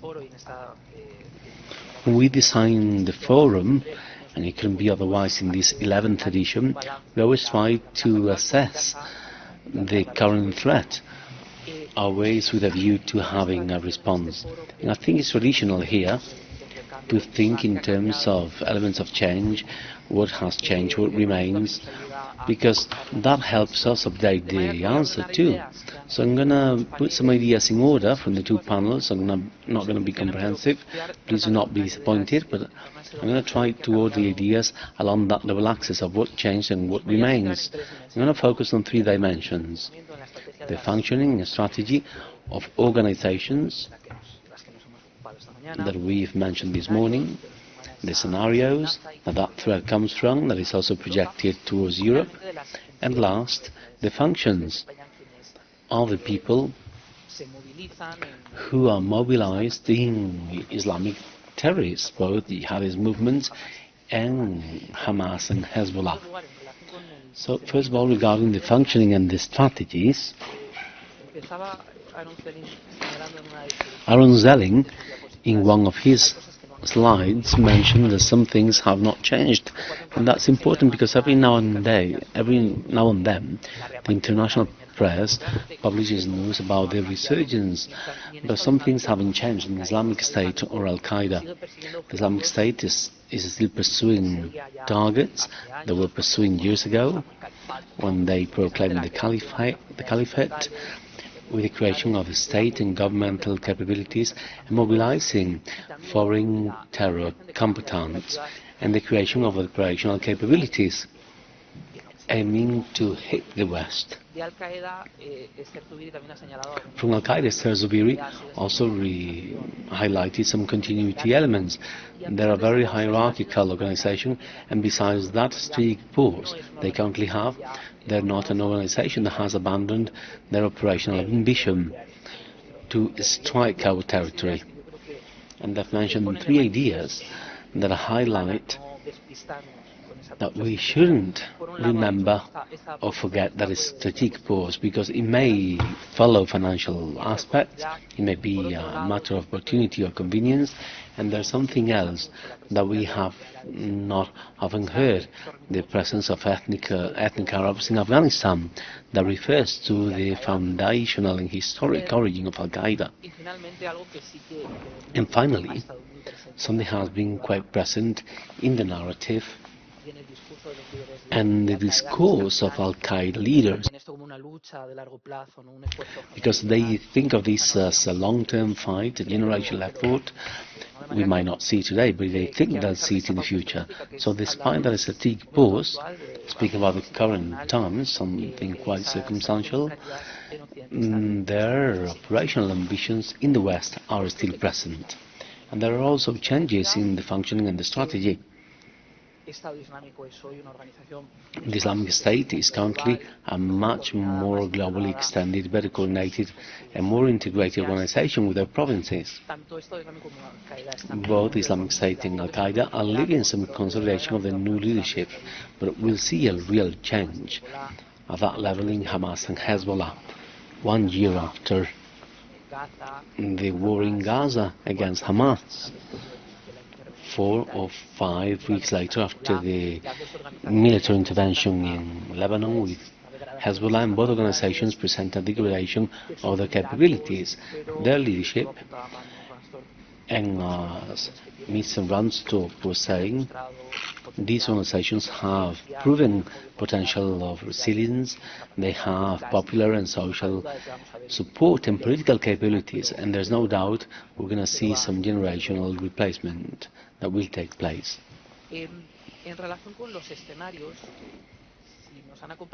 Regarding the scenarios, if you've been with us in former editions of the forum last year, we tried to observe the whole map and look at where threats were coming from. Some scenarios have been mentioned again this year, and we already mentioned them last year, Iraq and Syria for obvious reasons, because we keep experiencing the aftermath of the caliphate and both Islamic State that is keeping their high number of members, followers and fans, and they have possibilities of establishing regional control capabilities. And al-Qaeda has not abandoned that territory, they're still present through their affiliates. And we have spoken about Sahel. We're concerned with it due to their geographical proximity, and thus a difficult scenario due to the collapse of the support to international terrorists and the weakening of regional leadership. And al-Qaeda and the Islamic State have key stakeholders that are very active. And JNIM in September showed their ability to hit the capital of Mali, and these have been agitated scenarios, and the Islamic State, with the province in Sahel in Western Africa, has a large number of members, and they're showing their disruptive capabilities. We also spoke about Afghanistan last year, and this year we all keep in mind the operational ambitions coming from the Islamic State province of Khorasan there, and we'll remember the attack at the Crocus City Hall in Moscow, and then the Taliban's and the link of Taliban to al-Qaeda, also with the Pakistani Taliban, and these are threat vectors that should concern us. But there's a scenario we've heard more than ever, maybe we didn't mention it so much last year, which is Somalia. Mr. Subiri was pointing to al-Shabaab, the regional branch of al-Qaeda with high capacity, operationally, financially, and it's another key area for the Islamic State, again for logistic and leadership reasons. And we were saying that the Islamic State is not abandoning their ambition to mobilize foreign terror combatants, and there is a flow being detected towards Somalia. And there's something quite new for me that Aaron mentioned, which is the presence of some foreign Spanish terrorist combatants in that area, which is quite surprising. And we should not forget Gaza. It's been mentioned here as a vector of radicalization, as a scenario with the latest events due to conflict that are feeding the narrative and the discourse of jihadist organizations. And the Islamic State is trying to maximize that differently, much more strongly than al-Qaeda. But clearly there's a vector that should concern us due to something Carola Garcia Calvo mentioned, which is the last episode of a terrorist threat in our country, relating that frustrated attempt to Gaza. There was an attempt to have an attack in an establishment in Badalona. And I'll finish speaking about the functions, even though al-Qaeda or the Islamic State having abandoned their operational ambitions in the West, and that has been mentioned in the second panel. Manuel Navarrete was saying that there are operational ambitions, but no large operational capabilities that are sophisticated have been proven. So we were speaking about threats coming from long wars, with individuals that may have less sophisticated training, usually individuals being radicalized online. And I think most speakers have mentioned people underage, minors, individuals that were born mastering the social media, that adopt the discourse and integrate the message online. And propaganda is yet another key function of individuals that have been arrested or that got mobilized in Europe and Spain. Spain has also been mentioned here because it's adopting a role of leadership, mainly in applying this regulation to control terror content. It's a country that has given more content with rural orders. So we are understanding that that's where they're building and encouraging committing attacks. We've been talking for a long time about the online area, and there are many elements of change, such as simultaneous translation that Joan Gallego mentioned, and artificial intelligence. These are concerning elements, obviously. And there's a last function that we've spoken about, which is funding, which is key to support the capabilities of these organizations, and also to understand that it's a strategic pause of al-Qaeda. There are novelties such as the use of cryptocurrencies, and I think we have never spoken about the link between organized crime and terror, just like we've done today with Magnus and also with the General Lieutenant. And in this dimension, we should look not only at the Islamic State and al-Qaeda, but also Hamas and Hezbollah, because they're using the European territory to feed their funds. And regarding the response, even though I've already mentioned some key elements, such as caring for the foreign terror combatants, the online dimension, and the disruption of the virtual area of a safe space to channel the jihadist discourse. And there are some aspects in the second panel that speak about continuity and change. Yolanda Gallego has spoken about prisons, and as the young lieutenant said, the Spanish strategy also speaks about prisons not just as a space of radicalization. It needs to be viewed as a good space for delinking and de-radicalizing. It's a discourse present in Spain and Europe to be civilized Europe of the prison institutions, to interrupt and break down the radicalization recruitment cycle. And very appropriately, I hereby close the ideas that have come from the two panels. Well, thanks so much, Álvaro. Thank you for the well-understood approach to all these topics that have been mentioned this morning, relating them. So before we close these conclusions, I'd like to announce that this morning was published on the Elcano Royal Institute a report made by 3 of the researchers that are part of the program of violent radicalisation and global terrorism of the Institute, Álvaro Vicente, Marta Dritten and myself. And we have published a report done recently on new trends in jihadism that may be useful to complement this vision given this morning, and I think it's already available now on our website. So I hereby close the session conclusions. Thank you, Álvaro, for your work this morning, and I'd like to give the floor to our director, Charles Power, to begin the closure session. Thanks so much for your attention.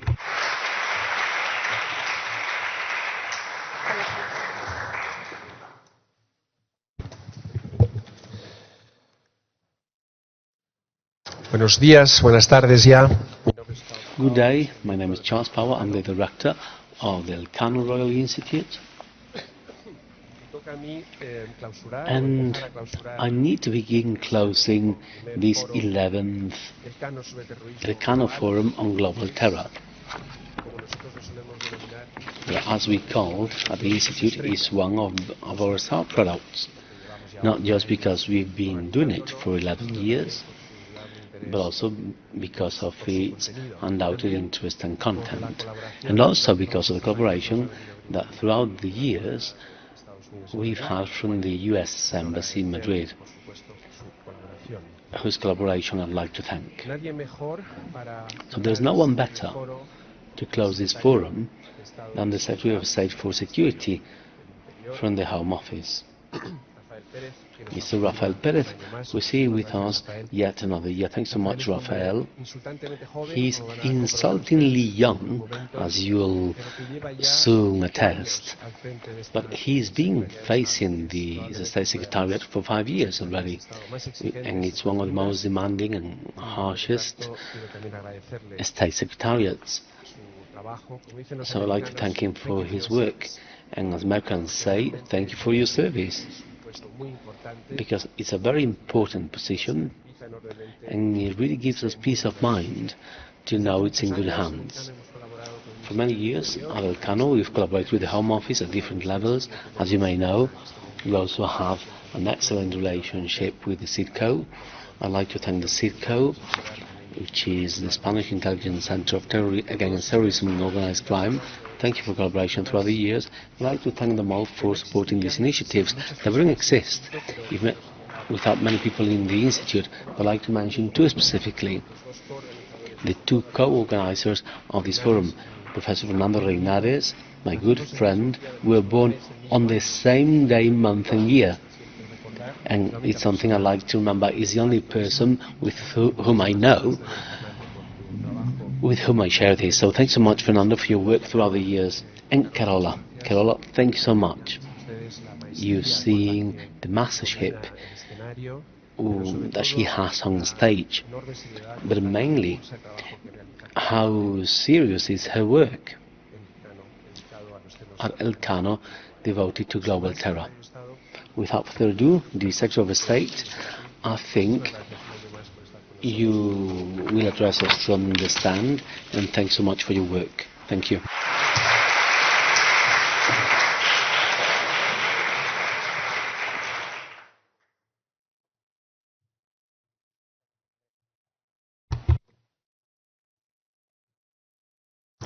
Buenos días a todas, a todos. Good day, everyone. I need to begin, after our director's words, by thanking the Elcano Royal Institute and the US Embassy, because you have invited me one more year to this new edition of the Elcano Forum on Global Terror. And I'm going to appropriate of your words, the director, and thank the organizers, Carola and Fernando, as well as the speakers, of course, for enabling this forum that has consolidated as one of the biggest spaces to reflect with the highest relevance in our country. On this occasion, you've been able to speak about a prospective issue that is born after the escalation of the Palestinian-Israeli conflict, trying to decide whether terror organizations with a marked regional motivation, such as Hamas and Hezbollah, may adopt and take on a global dimension strategy, such as al-Qaeda and Daesh did in the day. Until the mid-80s, the jihadist terror organizations have been considered as part of their roadmap performing terror actions on European ground, but after their experience in Afghanistan, Israel, Algeria, Egypt, Chechnya and Bosnia, the management of al-Qaeda was fully aware that combating close enemies was more costly, and they had less possibility of success than if they struck faraway enemies instead. So they identified the benefits of elevating the nationalist and regionalist motivation of jihadist organizations to a global sphere.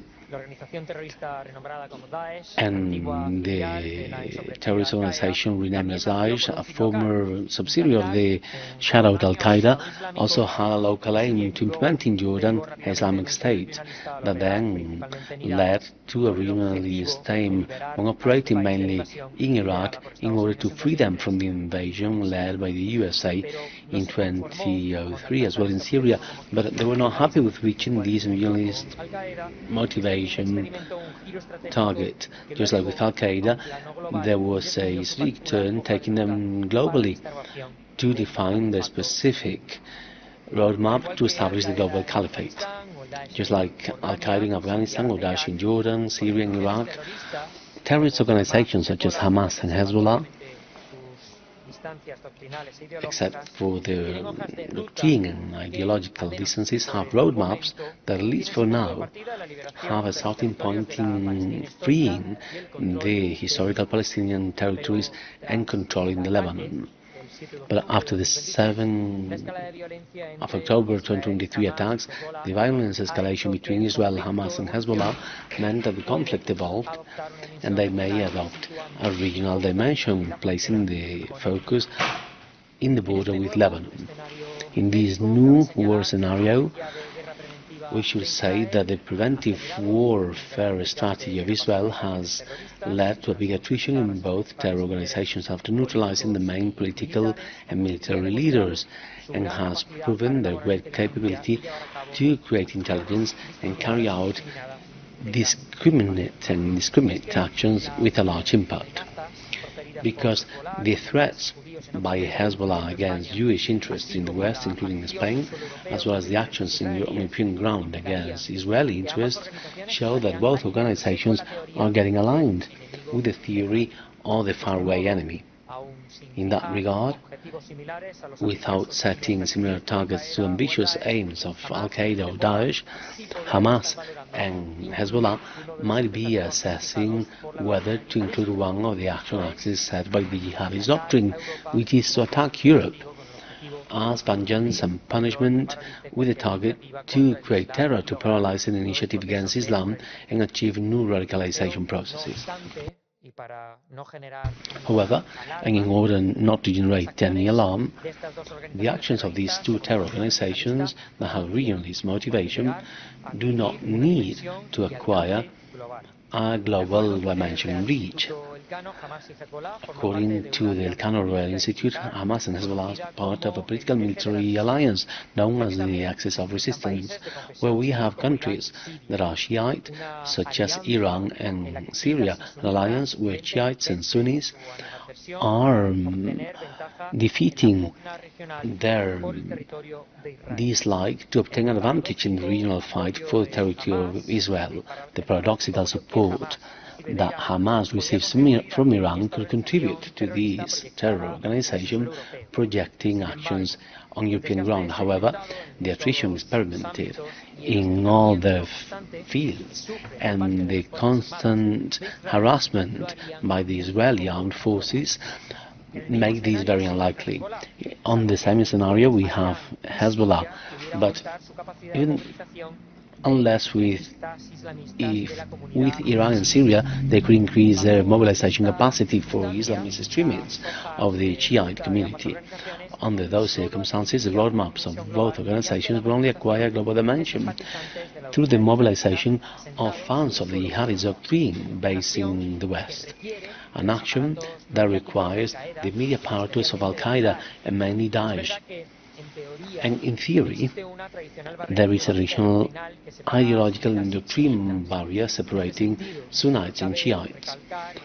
Sunnis and Shiites, but in this regard we should highlight that even though al-Qaeda thinks Shiites are heretics of Islam, they also promote that jihad should not extend to those fights that could convert other Muslims in victims, and it also includes amongst its main targets the defeat of the Jewish state and the liberation of Palestine and Lebanon.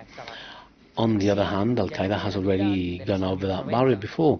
In the first half of the 90s, al-Qaeda established alliances with Iran and Hezbollah to get training in terror tactics. Daesh, with a much more radical and extreme track record, consider that their main enemy is not just abroad, with the unfaithful Jews and Christians, but also within Islam, with Muslims who are Shiite, and with their alliances with Hamas. In fact, that conflict between Shiites and Israelis cannot be considered jihad. Taking all that into account, it's very unlikely that al-Qaeda and Daesh could mobilize their fans and followers to commit actions in favor of the roadmaps of both organizations on European ground. What is actually happening is that they're availing and exploiting the suffering of the Palestinian population in Gaza. They're exploiting and availing by the media apparatus of both organizations, both jihadist organizations, with the aim to strengthen their capacity for mobilization and to also promote the jihad individual actions on European ground. And in the face of all those previous matters and this context, what's this Spanish response? Before these threats, and under the umbrella of the European Union, Spain has built and consolidated a security ecosystem against terrorism that integrates the vision and the capabilities of the state and civil society with a firm determination to face them transparently, with anticipation, and under the principles of collaboration and cooperation, always defending our social democratic rule of law. This ecosystem is based on the pillars of preventing, protecting, prosecuting and preparing that the renewed national strategy against terrorism defines as necessary to neutralize the threat presented by terrorism against citizens and Spanish interests. In and out of our borders, reducing the vulnerability of society and facing radicalization processes that lead to violent extremism and terror. And aligned with the strategy, the Secretary of State for Security contributes to consolidate this ecosystem against terrorism through the materialization of the diverse actions, both preventive and reactive. Amongst the preventive ones, please allow me to highlight our strategic plan against violent radicalization, or our strategic national plan against terrorism funding, and the coordination of the group created for its monitoring with the participation of all the sector stakeholders, joining efforts and creating synergies amongst operational bodies and the preventive system, as well as controlling explosive precursors and protecting our collective air means, and the implementation of our national unit to withdraw illegal content from the internet that has responsibilities coming from Regulation V2021/A74 as a competent authority to issue withdrawal orders of terror contents and to examine cross-border orders issued by other competent authorities affecting providers established in Spain. Or last, the development of protocol for the coordination of the state security forces on the alerts of Article 14.5 of the regulation that I just mentioned. basic communications of platforms whenever they detect terror content that may entail an imminent threat to life. But cases reassure us, as well as data. In 2023 there were 22 operations against jihadist terrorism, where 59 people were arrested in Spain and 2 abroad. And so far this year, in 2024, 36 police operations have been made, arresting 52 people in Spain and other 4 abroad. I hereby finish my speech with just 4 ideas, 4 key ideas as a summary. First, because I'd like to convey that the narratives regarding the suffering of the Muslim community in the current regional conflict in the Middle East contribute to the propaganda of al-Qaeda and Daesh against Europe to continue. Secondly, we shouldn't forget that the jihad doctrine base of both organizations sees attacks in the Western Europe as a confrontation vector that is important and recommendable to reach the wrong targets. Thirdly, the attrition experienced by Hamas and Hezbollah in all their areas, and the constant harassment by the Israeli Defense Forces, and the lack of support of al-Qaeda and Daesh make quite unlikely in their respective roadmaps for them to experience any steep turn, taking them to a global dimension, at least in the short term. And all that, notwithstanding that they could evade in their benefit the actions led by Europe by fans and followers such as al-Qaeda or Daesh. And fourth, and last idea, is that Spain, after a wide experience in fighting terrorism and violent extremism, is now enjoying a robust security ecosystem against terrorism, and has the mechanisms and tools necessary to prepare the response to minimize the consequence of the risks that I have described in my speech. With these ideas that I hope were all interesting to you, I close officially the 11th Forum of Elcano's Institute on Terrorism. Thank you to everyone.